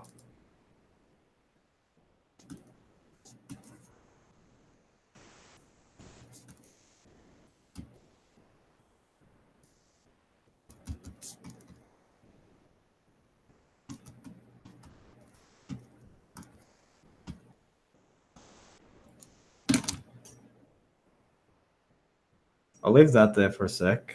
Let's see if there's something that you still want to cover. We can end, or we can do whatever. As I said, I'm still happy to keep going if there are questions and people interacting. Otherwise, no. Oh, that needs to go.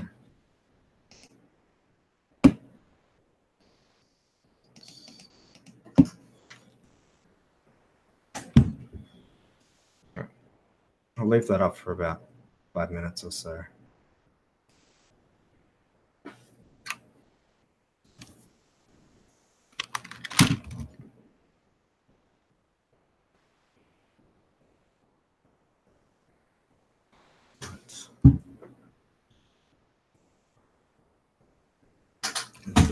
As well.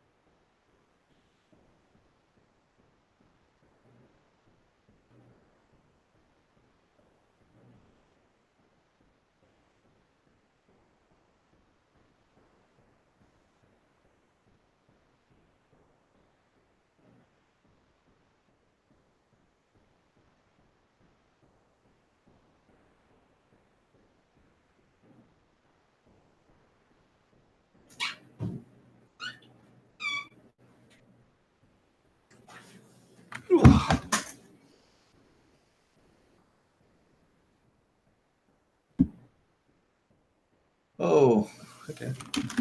Cool. Flow diagram. Practice exam 2019. 2019. Oh, practice exam, sorry. Oh, that's actually a really good question. Got it. Okay.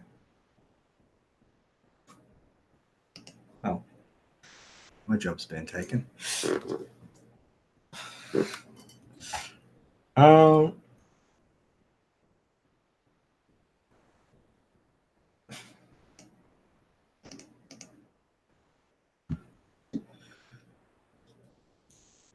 So,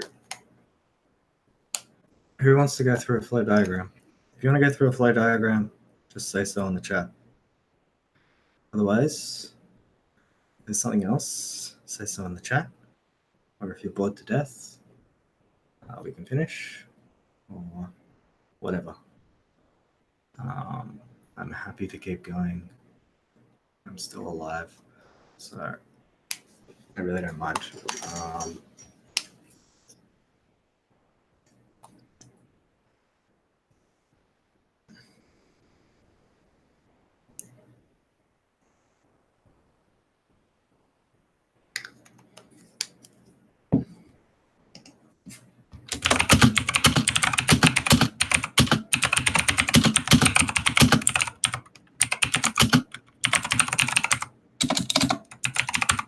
I think I can do a poll.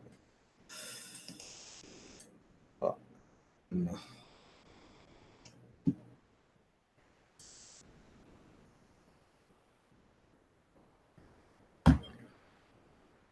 Quiz 7 to 11. Yep, that's randomized, so it could be any questions.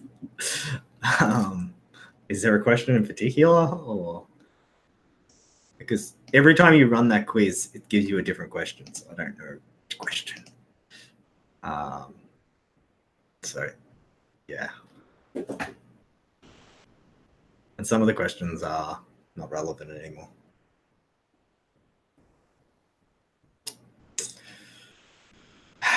Okay, we'll do a flow diagram.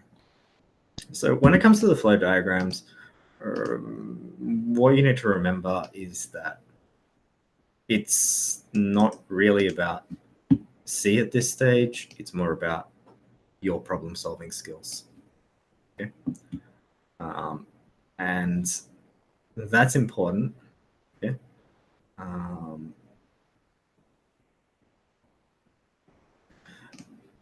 So really, there isn't one answer. I need to copy it. There's hundreds of ways to answer this, and it's not something you can do by memorization. There's like you need to know the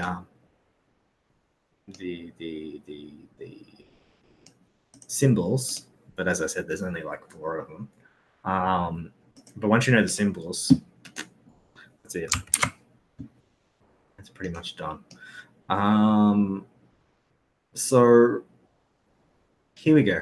So draw a flow diagram given the description below using natural language or code descriptions in each steps. It should include all steps, be clear, and be appropriate for C programming. The output should be clear and appropriate for the problem, and types need to be specified. Now, this is important.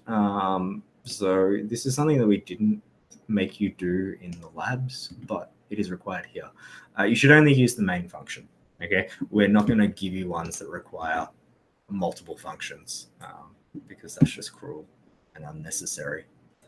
The system to be built gets an employee number from a user, checks if it's valid, gets the number of sales that employee made, the number of hours the employee worked, and then calculates the bonus.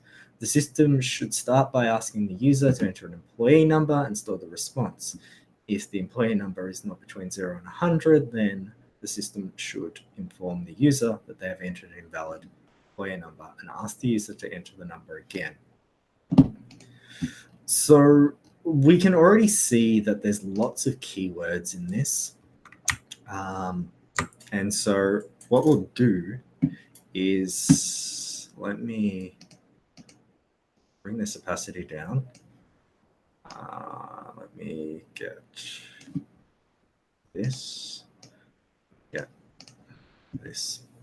All right. So first things first, we've got one variable here, is employee number. We've got the number of sales is another variable. And we've also got the number of hours. And we've also got the bonus. Okay. Now, it's a little hard to tell what the types are yet. We can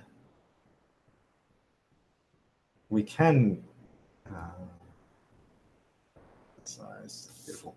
We can assume that that's going to be an int, and we can assume that's going to be an int. Now, we notice that the employee number needs to be between 0 and 100, so we also notice that needs to be an int. You could make it a smaller type, but we'll just treat everything as ints.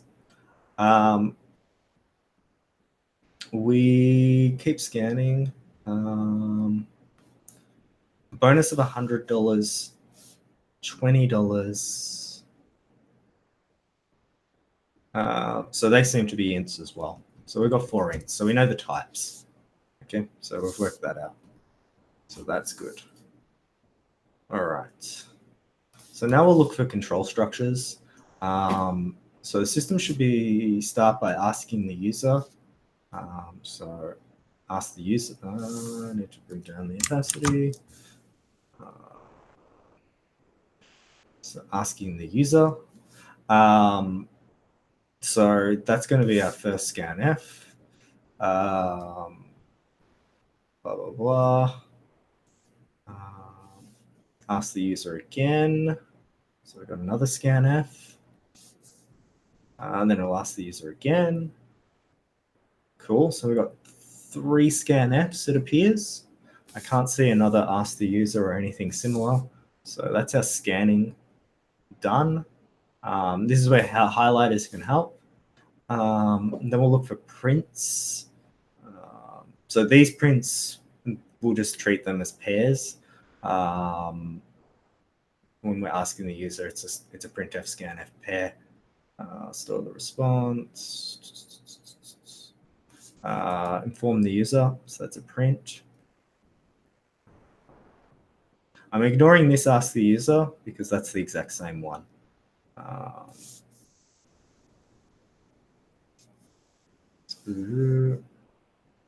Print the employee earned a bonus, $100. Print that the employee had a bonus of 20 or did not get a bonus. Okay. Now, what I notice here is that these are just 3 strings. So we probably really could just get, oh that was dumb. We probably don't actually need this bonus.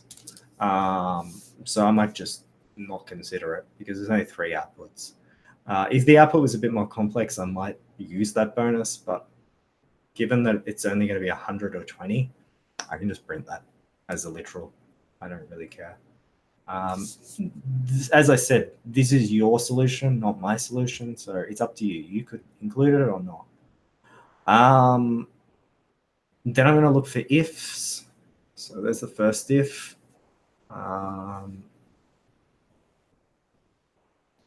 There's the next if. There's an else if. And there's an else. Okay, is there another if? There's an if there.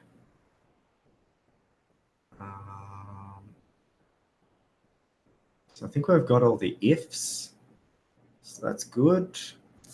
Now we need to find the looping structures. So let's pick another color. Let's go orange. So the only looping that I can see is this one here. Okay. The word again means something happens again. So that's going to be a loop. Okay. So I think I picked out all the important parts. And this will act as a sanity check. You can highlight the maths as well, but for this problem, there is very little math. So I might, well, for sake of clarity, we'll highlight the maths. So number of sales divided by the number of hours. I've got that if.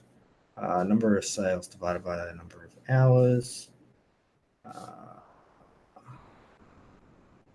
Yeah, cool. All right, so I think we've picked all the important parts of this.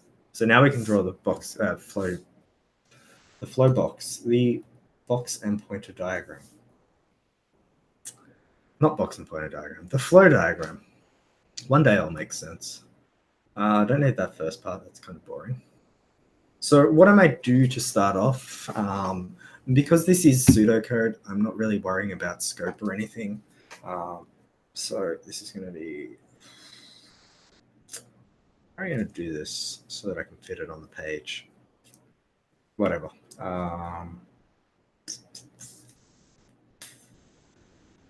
Is that across? I really like my layers being smaller. Yeah, we'll just do it like this. All right, so it's my opacity score. So we'll do a start here. From there,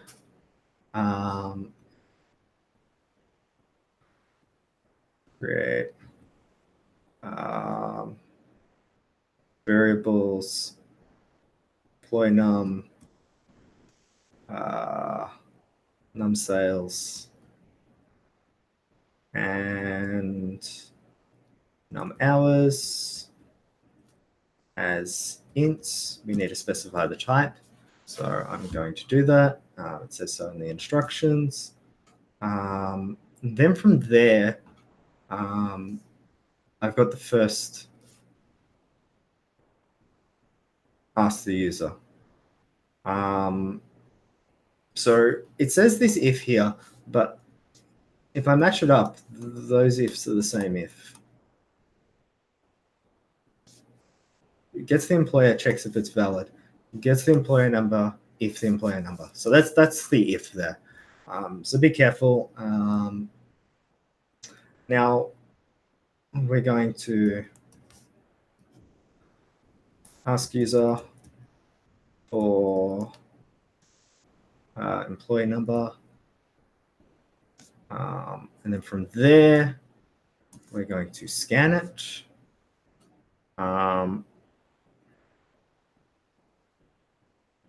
Could have done this with a do while. I might do a do while, so I might chuck that there. So this will work with a while or a do while, but I think a do while would be a little bit nicer. Scan employee number from user. Okay, so we get that value. And then we need to check, because we got this if here, so we'll add that if in. So if, and what is it? If employee, what did I call it? Imp number is not between 0 and 100, inclusive. It says it, trust me. Then we need to print a message. So we'll do message. So that's true. What's the message? Inform user invalid. We'll then continue from there and we'll add our looping because remember it asks it again. So I'm going to put another one of these.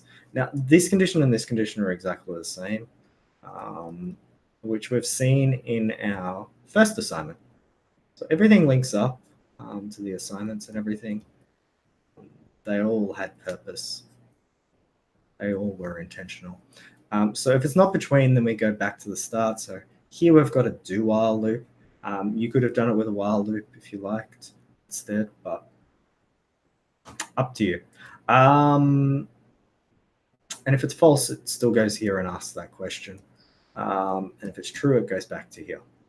Okay, so we start, we create our variables, we ask the user for the employee number, we get the value. If it's invalid, then we tell them it's invalid. And if it's invalid, we continue looping until it's valid. If it's valid, then this will be false and this will be false, and we can continue our program.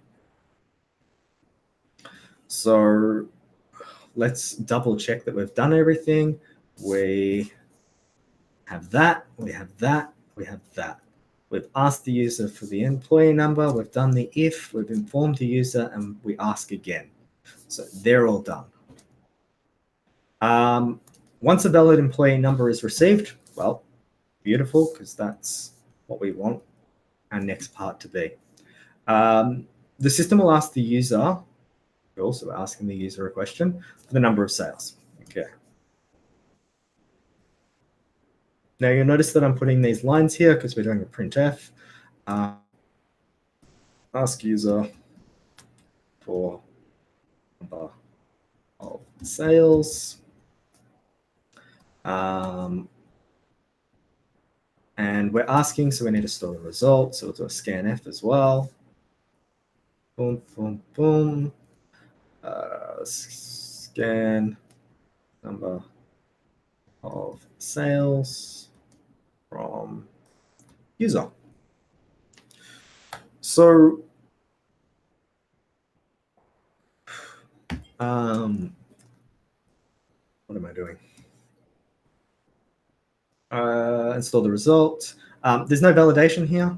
Then it'll ask the user for the number of hours. Yeah, so it says you can assume that any values entered are valid. Cool. Ask the user for the number of hours the employee worked in a week. So it's a function once again. Ask user for, what are we doing? Hours in a week. And then from there, we will scan number of hours from user.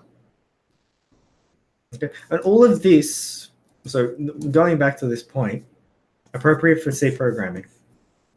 We can do that in C, we can do a do while in C, we can do a printf, we can do a scanf, we can do an if statement, we can do a print, we can do a do while loop. Everything here is legal in C. Okay, and you can translate it quite easily. And if I gave you this flow diagram, I expect that you could be able to draw that. All right, then we get to here. Now we've got an if, else if, and else. Let's tick these off. We've done these. So we get here and we've got an if, else here. So I'm just going to set that up straight away because why not? We've got an if, else if, else. And we're running off the side of the page, so I'm going to go this way. So I already know that this is going to look something like this, just because of the structure that it talks about. Okay, so I know I've got this. Let's plug in whatever goes inside of these. So what goes in there? Number of sales divided by number of hours is greater than 1. So number of sales divided by, now because I'm designing this, I notice a problem straight away. We need a typecast. It needs to be appropriate for C. Divided by hours is greater than 1. We go that way. What's the second condition? Is greater than 0.5. So you could actually create a variable for this. As I said, this is your solution. So if you wanted to, you could design that into your solution. Is greater than 0.5. Cool. And then we've got our false. Beautiful. So if that's true, then print that the employee earned a bonus of $100. So print employee and bonus of $100. Blah, blah, blah. Print. I know it's a print. But what's the print? $20. Print employee and bonus of $20. What's the last one? Print the employee didn't get a bonus. For employee. No bonus for you. Print employee and no bonus. And then I think that's it. Is that it? Build a flow diagram. Cool, we're done. So we'll just end that. Turn 0. Now you should easily be able to code that. That's your flow diagram. Done. Okay. So you can see that there's lots of different ways and different solutions, just like code, to come up with this solution. But there's definitely things that you should be looking out for. You notice as soon as you see the word if, highlight it. If you see the word again or while or something like that, highlight it. The other stuff, it's up to you if you want to highlight it or not, but these are key bits of information, and this will help you solve the problem. Does that make sense?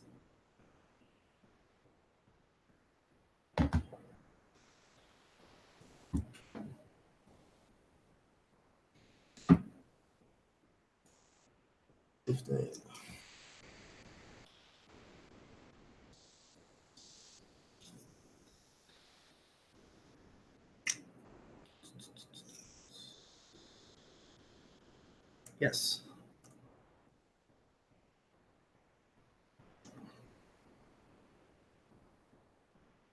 Cool.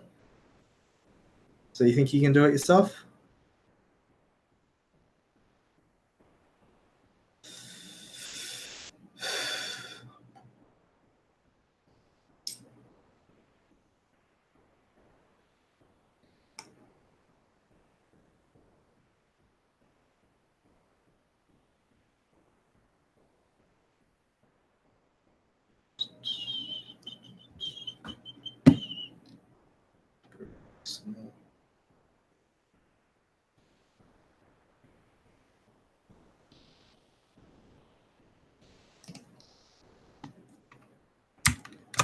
I want to see what the other question was. That's that.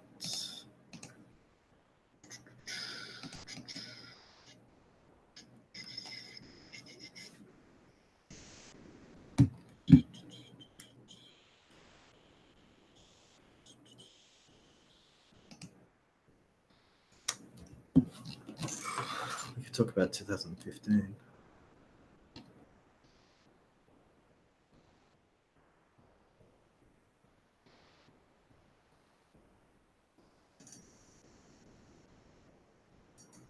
Okay.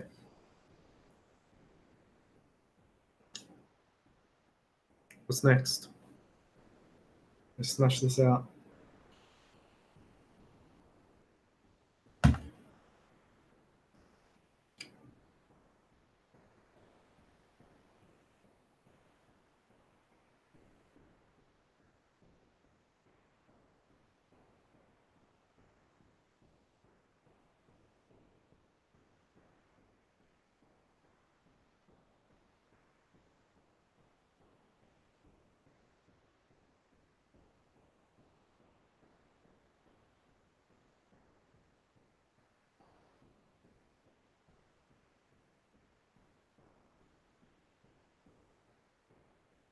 All right, I'll leave it to you.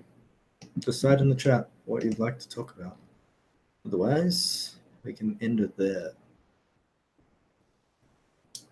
Let me know.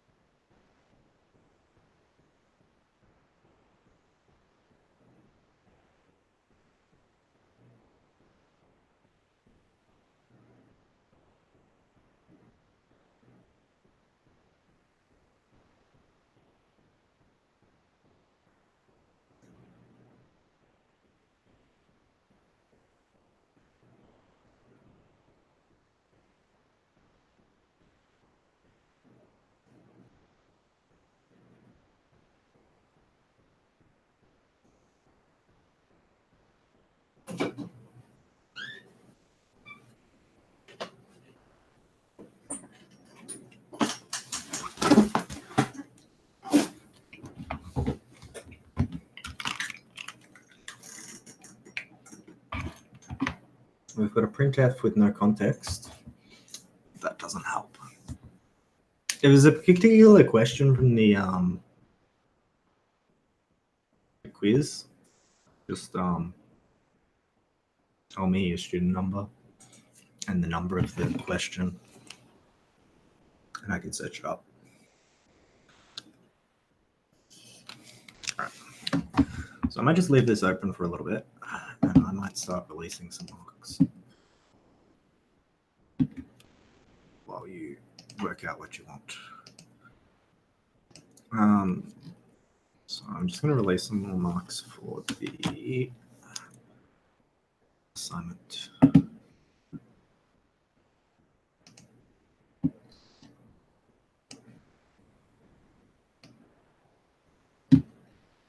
Assignment 3. Copy.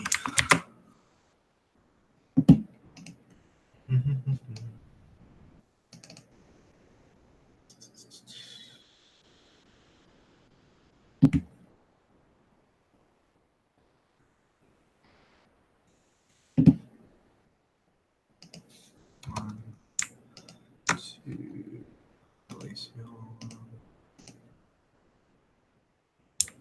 3, 4, 5, 6, 7.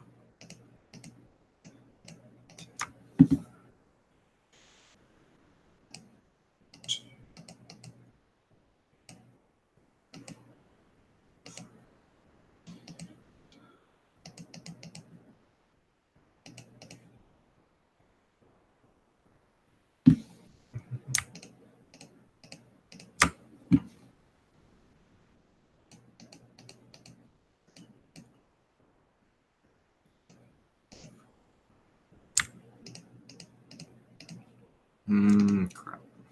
Oh, well.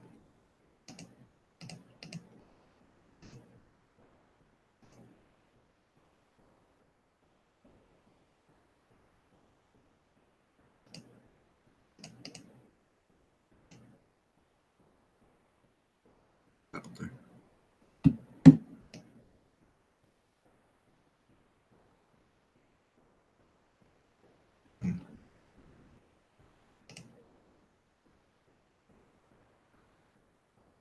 It's all yours.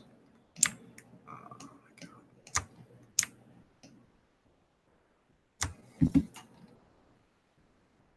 It's 21.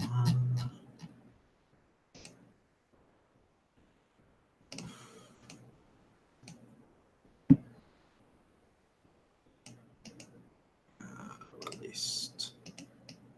Yes.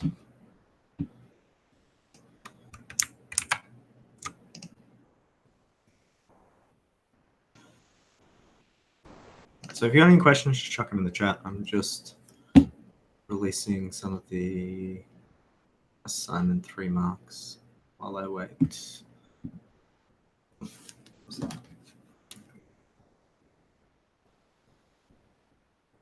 Oh, cool. All right, so I got your email. I'll copy that across. We can do that. Where's my? I think I have my email open. I can hear it.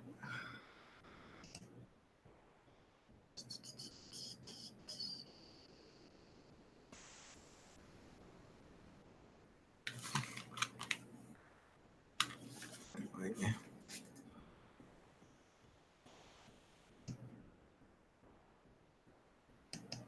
Oh, that one's easy. Yeah, cool. All right.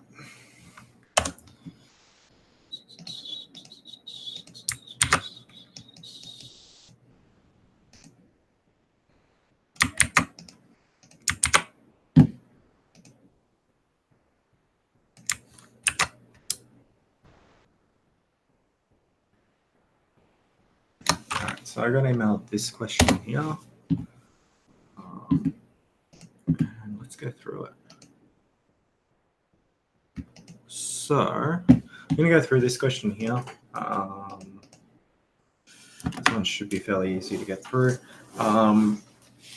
So we've got an input. We've got 2 variables. Yep, 2 variables. One's an array of size 4. Now, when we initialize like this, it just sets all the values in the variables to 0. So our variables, this is a nice fine pen. Oh, we're zoomed out, that's why. Oh well. We can zoom in.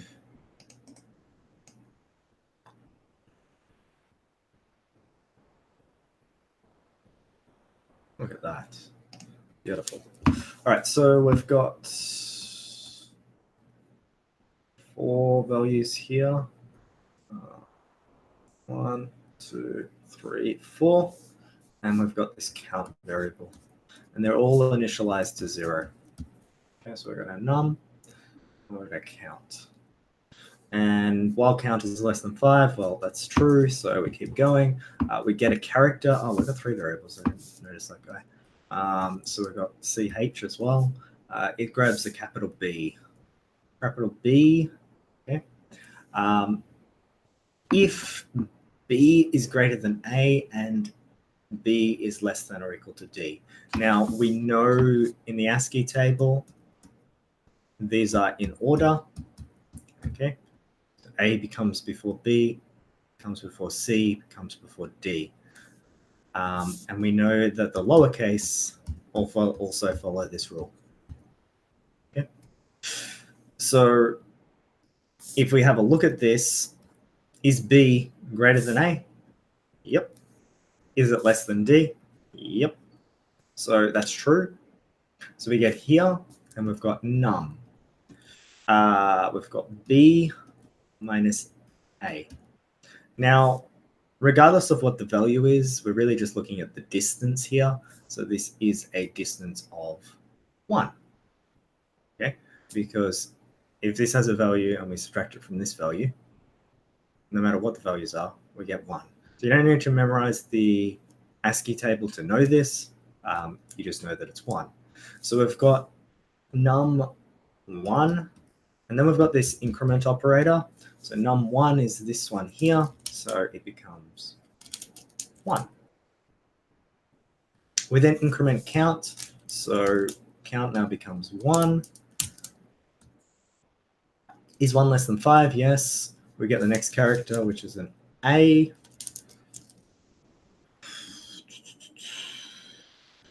Is A greater or equal to A? Yep. Is it less than D? Yep. Okay, so we've got A minus A. A minus A has to give 0. It's the same character. So we go num0 plus plus. So we get a 1 here. We then increment count, so we get a 2. 2 is less than 5. Beautiful. We get the next character. So the next character is a B, but it's a lowercase b. Now, we notice that lowercase b is not within this range. Okay, so this is false. So we just go to count and increment again. So we get 3. 3 is less than 5. We get the next character, which is uppercase D. And so we have num D minus A. Oh, sorry, I forgot the this, but it's equal to D and it's greater than A. So we know that. Now here, D minus A is going to give us a 3. Okay, we can see the distance.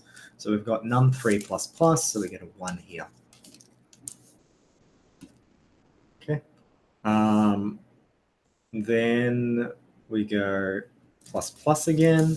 So we get a 4. Did remember to do that last time. I hope I did. 4 is less than 5, so we get the next character, which is an A. A is within this range. Okay, so A minus A is 0. Num0 plus plus is going to be this one incrementing, so we get 2. Count plus plus gives us 5. 5, is it less than 5? No, so we exit this loop and we print out 2101. Done. Does that make sense? The person that questioned that question, question. What the hell have I done?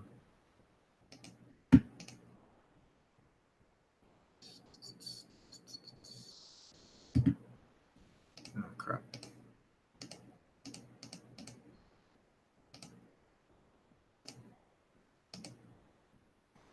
Let me know if that made sense. They're all late submissions. Oh, that's you.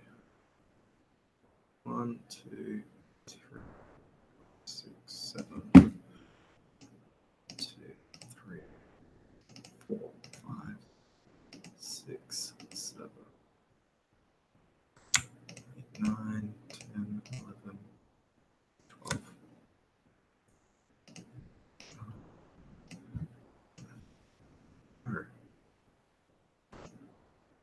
10, 11, 12. Should be up to this guy. I've got 1 extra. Whatever. I didn't select one that was late. Play this one, it's in review. Whatever, you can have your marks. It's not working for.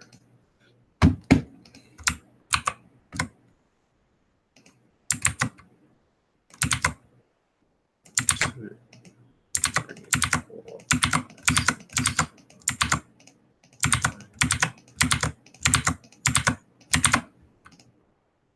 yeah, whatever. All right. Released, yes. Got it, cool. Is there anything else we want to cover? I'm going to be around anyway, so I don't mind.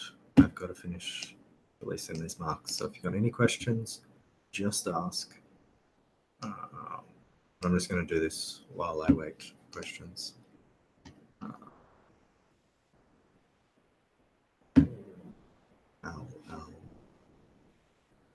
Now it's still up to K. 2,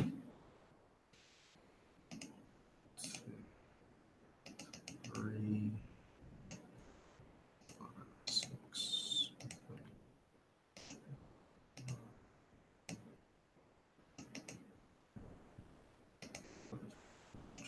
12, 13, 14.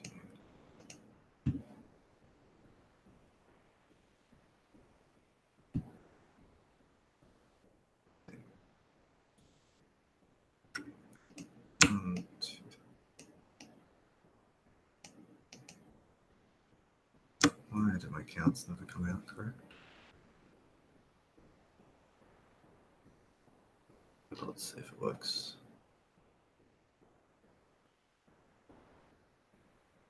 Should be 13.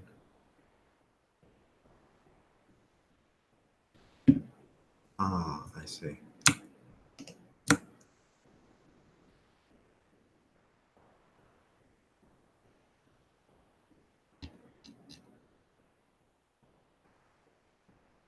Okay, that's fine.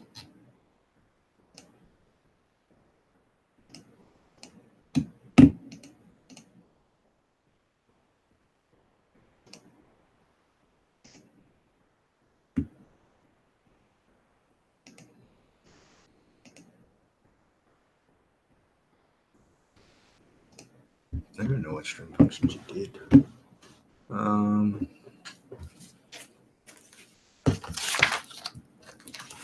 String functions did you do on the subject?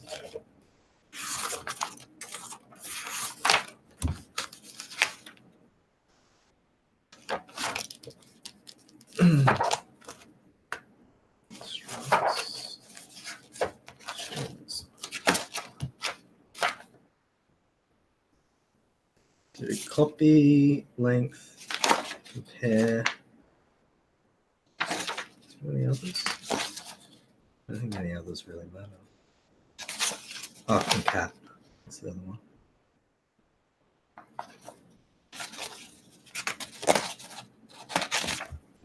So you did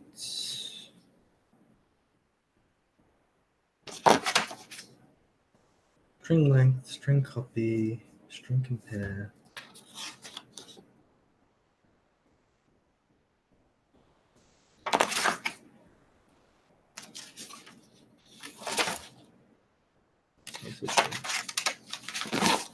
I don't think you'll need string cat. I wonder what's in the lecture notes. Which week was that? C standard library, I assume. Lectures. I just want to check which string. What is that? 9 OK. 9 OL. I don't know what that is. Just want to see what string functions Rick actually covered. Because I don't actually know which ones he covered. So it is string length, string copy, string cat, string compare. That's it. Cool, that's what I thought. All right, well, that's actually really easy. I thought there might be some more complex ones. We don't do string talk. we used to teach string talk, and string talk's annoying. String function. It's actually pretty cool. I won't say cool because there are things in C that are cool. It's not that cool. But it was interesting in the way it worked with pointers. But we can have a look at string length. String length is quite easy. So I'll create a string, a int called length, and then we'll create another char called str. And I'm going to make this string 100 characters. Okay, and then I'm going to go printf, enter your name. Okay, now if everyone had the same length name, this would be really easy, but everyone doesn't have the same length name. And so because of that, everyone's going to enter something different. Now, when we scan a string in, or we declare with the string or whatever, we add that null terminator at the end. So it gives us a way to measure the length. Even though the array itself might be longer, the length of the string. So actually, I might change this to 10 because it'll be easier to draw, because I'm not going to sit there and draw 100 boxes. So then I'm just going to go length becomes string length str. Now with this, let's say I enter my name, which is Matt. So if I actually have a look in memory, I'll have MATT, and then I'll have a null terminator, and then I'll have 4 spots. That'll be 4 spots. One day I'll be able to count 5 spots that will be just garbage memory. String length will only look up to the null terminator and count the characters before it. So length will be 4. And this is important because I don't want 10. I want to know how long the actual string is. So that's string length.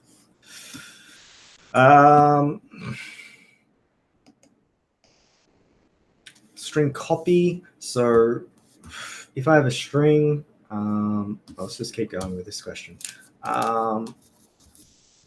So if I have a string and I want to store it into another string, so let's say I've got car string 2, I can't do this. String 2 becomes string 1. This won't work. I'm just copying pointers, which I don't want to do. I want to actually copy the characters in. So to do this, we can use string copy. String copy, the destination is first, so where you want to store it. So string 2, and then the source. So we always store that way. Okay, and then I'll just copy that into string 2. So string 2 will now have Matt in it. Okay, and that's our string copy. If I wanted instead to do a string n copy, so let's do a string n copy instead.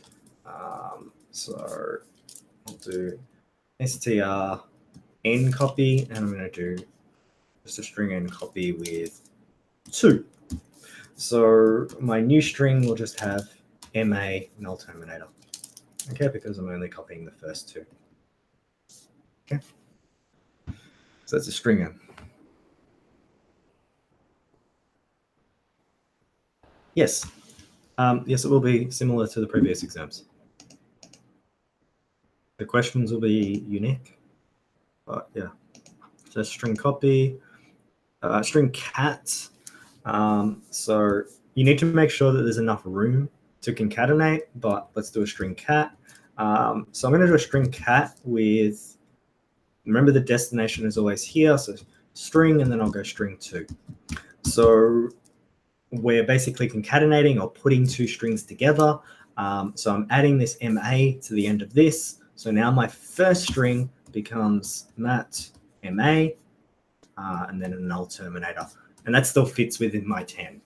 And that's string cat. String n cat would just add a certain number of characters. And then we've got string compare, which we've already talked about. And that's basically all the string functions. Does that help? Or is there a particular one that you want me to go back over? Oh shit. Did I release those marks? Not release those marks? How did I just do? Oh crap.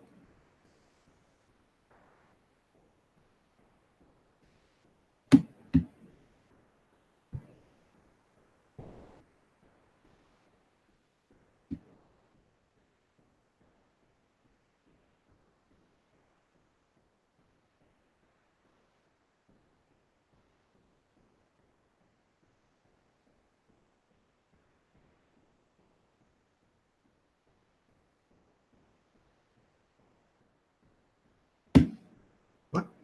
Why didn't I? It's 3 days late.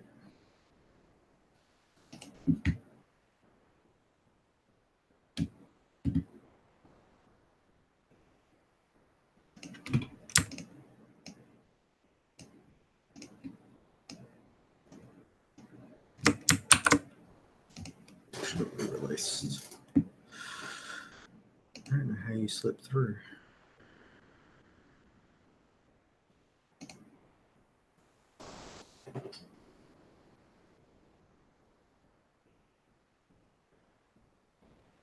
If there is an error, do we get any marks for our program, or will it be 0?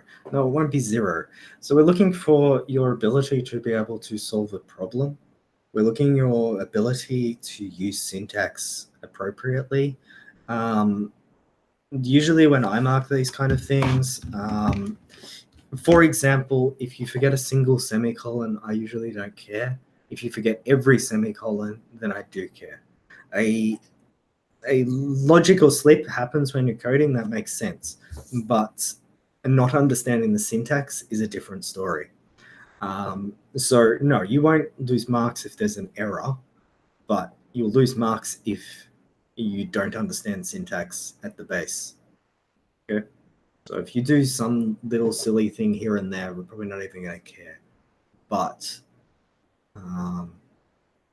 yeah, I think you kind of get the point of what I'm saying.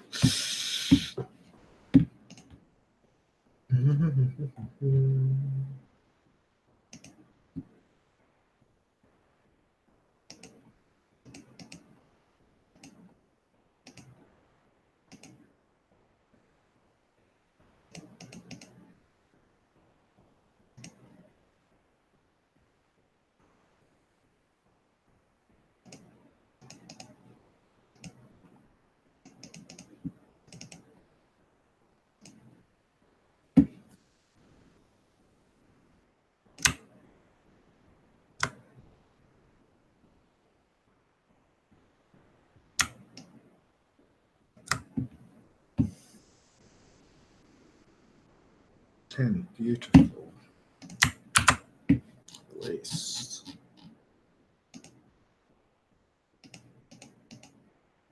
Fuck, there's still so many to release. Released. Yes.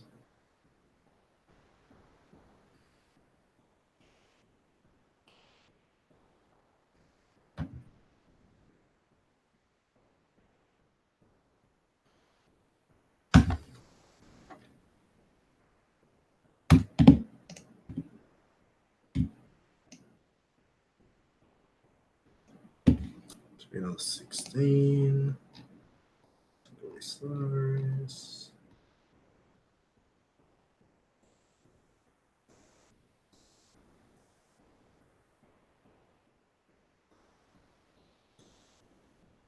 One, two.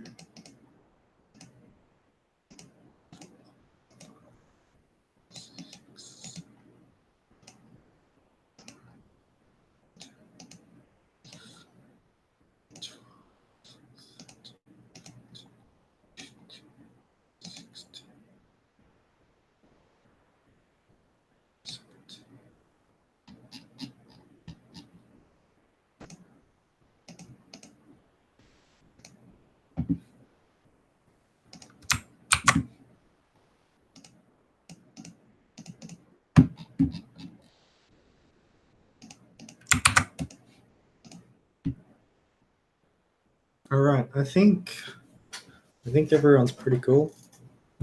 Unless there's anything else you want me to cover. I hope that helped. I hope it wasn't too boring. I hope it was interesting. I hope you go well on your exams. My last bit of advice is just take it slow, don't stress, and really read the questions. As I said, most students in these kind of exams, they know the content, but they slip up with simple, basic mistakes. And yeah, good luck. It shouldn't be a very hard exam. You've studied pretty hard, and so really the exam's probably the easiest part compared to the assignments and that. I go through bit manipulation. What would you like me to go through specifically?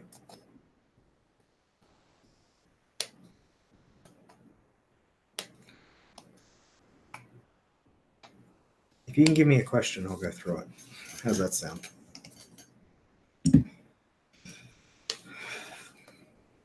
Because for bit manipulation, there's 4 operations: setting, clearing, toggling, testing. Okay, testing's easy. All right.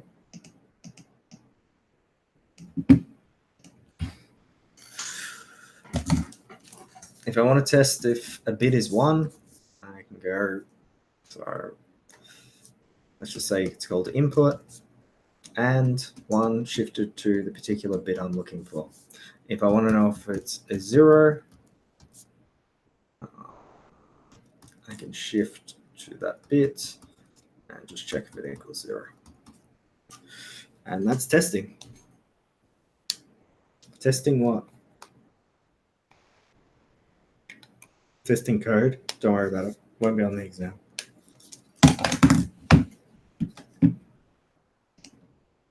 I don't think. I don't want to talk about testing. So boring.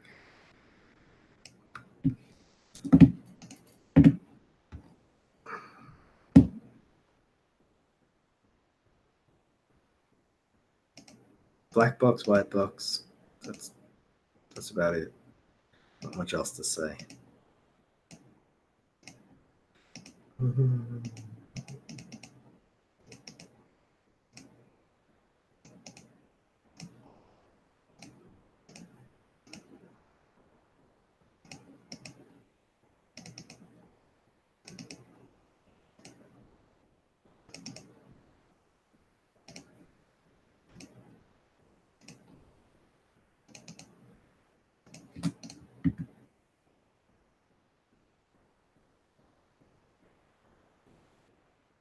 But MCQ.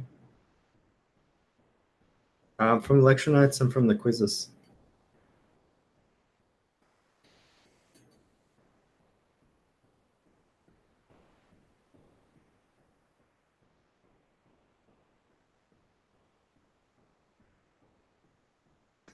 Quizzes will help because most of them are modified from the quiz questions, but also the lecture notes are going to be helpful because there are some theory-based questions that are based purely on lectures. It might not be in the lecture notes, it might actually be in the recording as well. So that's more likely to be in the recording for the long form discussion questions though. All right. We're getting there, nearly releasing all the marks. Please say 27. It says 27. Beautiful.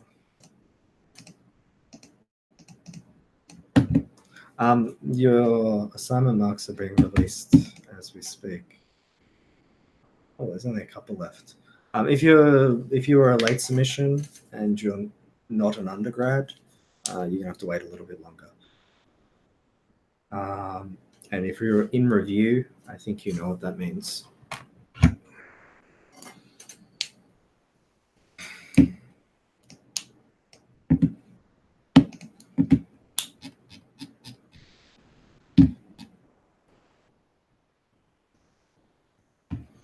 All right. Thanks, everyone.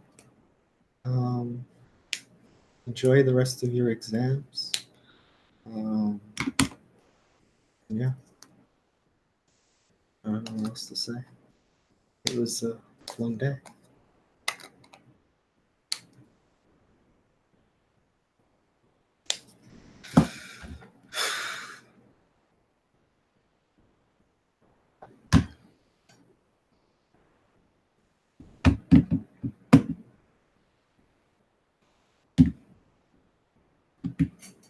I'll just leave this on for a little bit.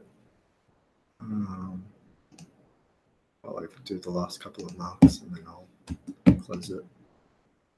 2, 3, 1, 2, 3, 4, 5, 6, 7, 9, 10, 11.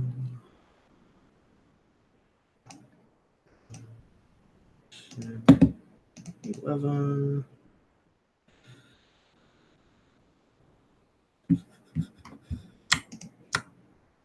12,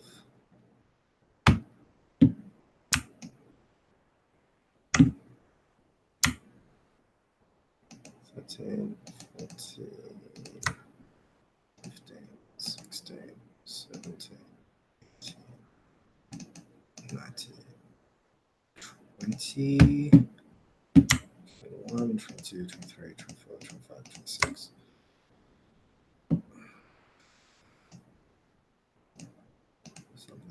Something, I've lost count. That'll do. I'll trust my judgment. Yeah, 26, that sounds about right. Released. Making of a yes. Done. All right, so all the marks should be released for assignment 3 except for late submissions.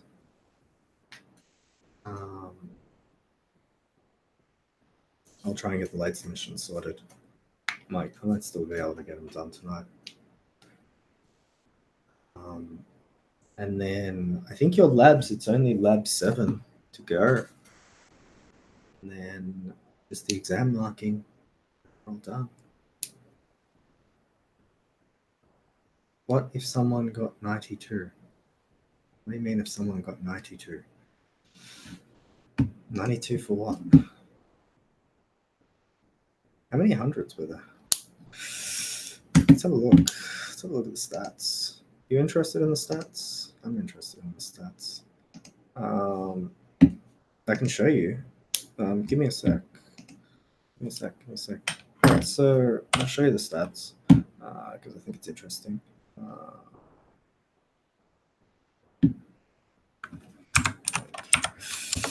So the stats are kind of interesting.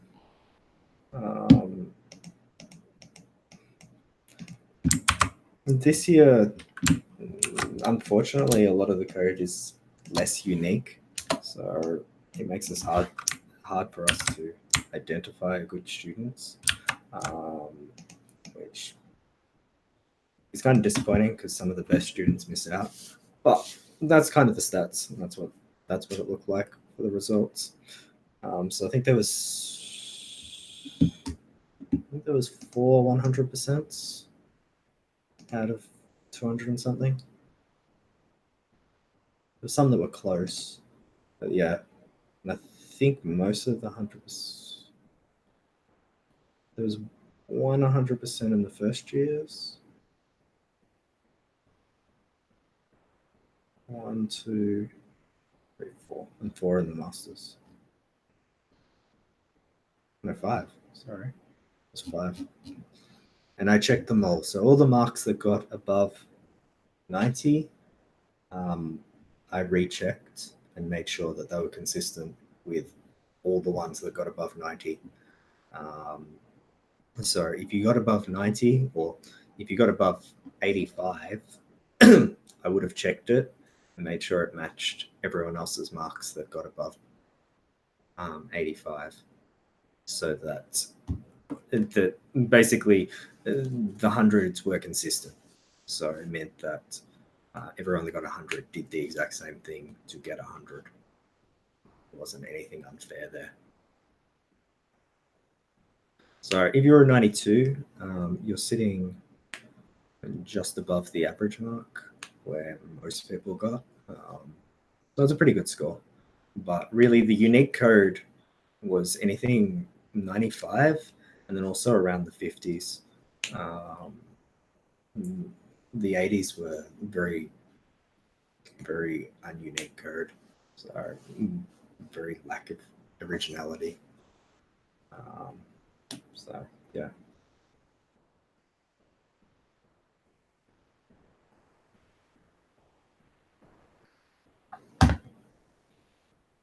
All right.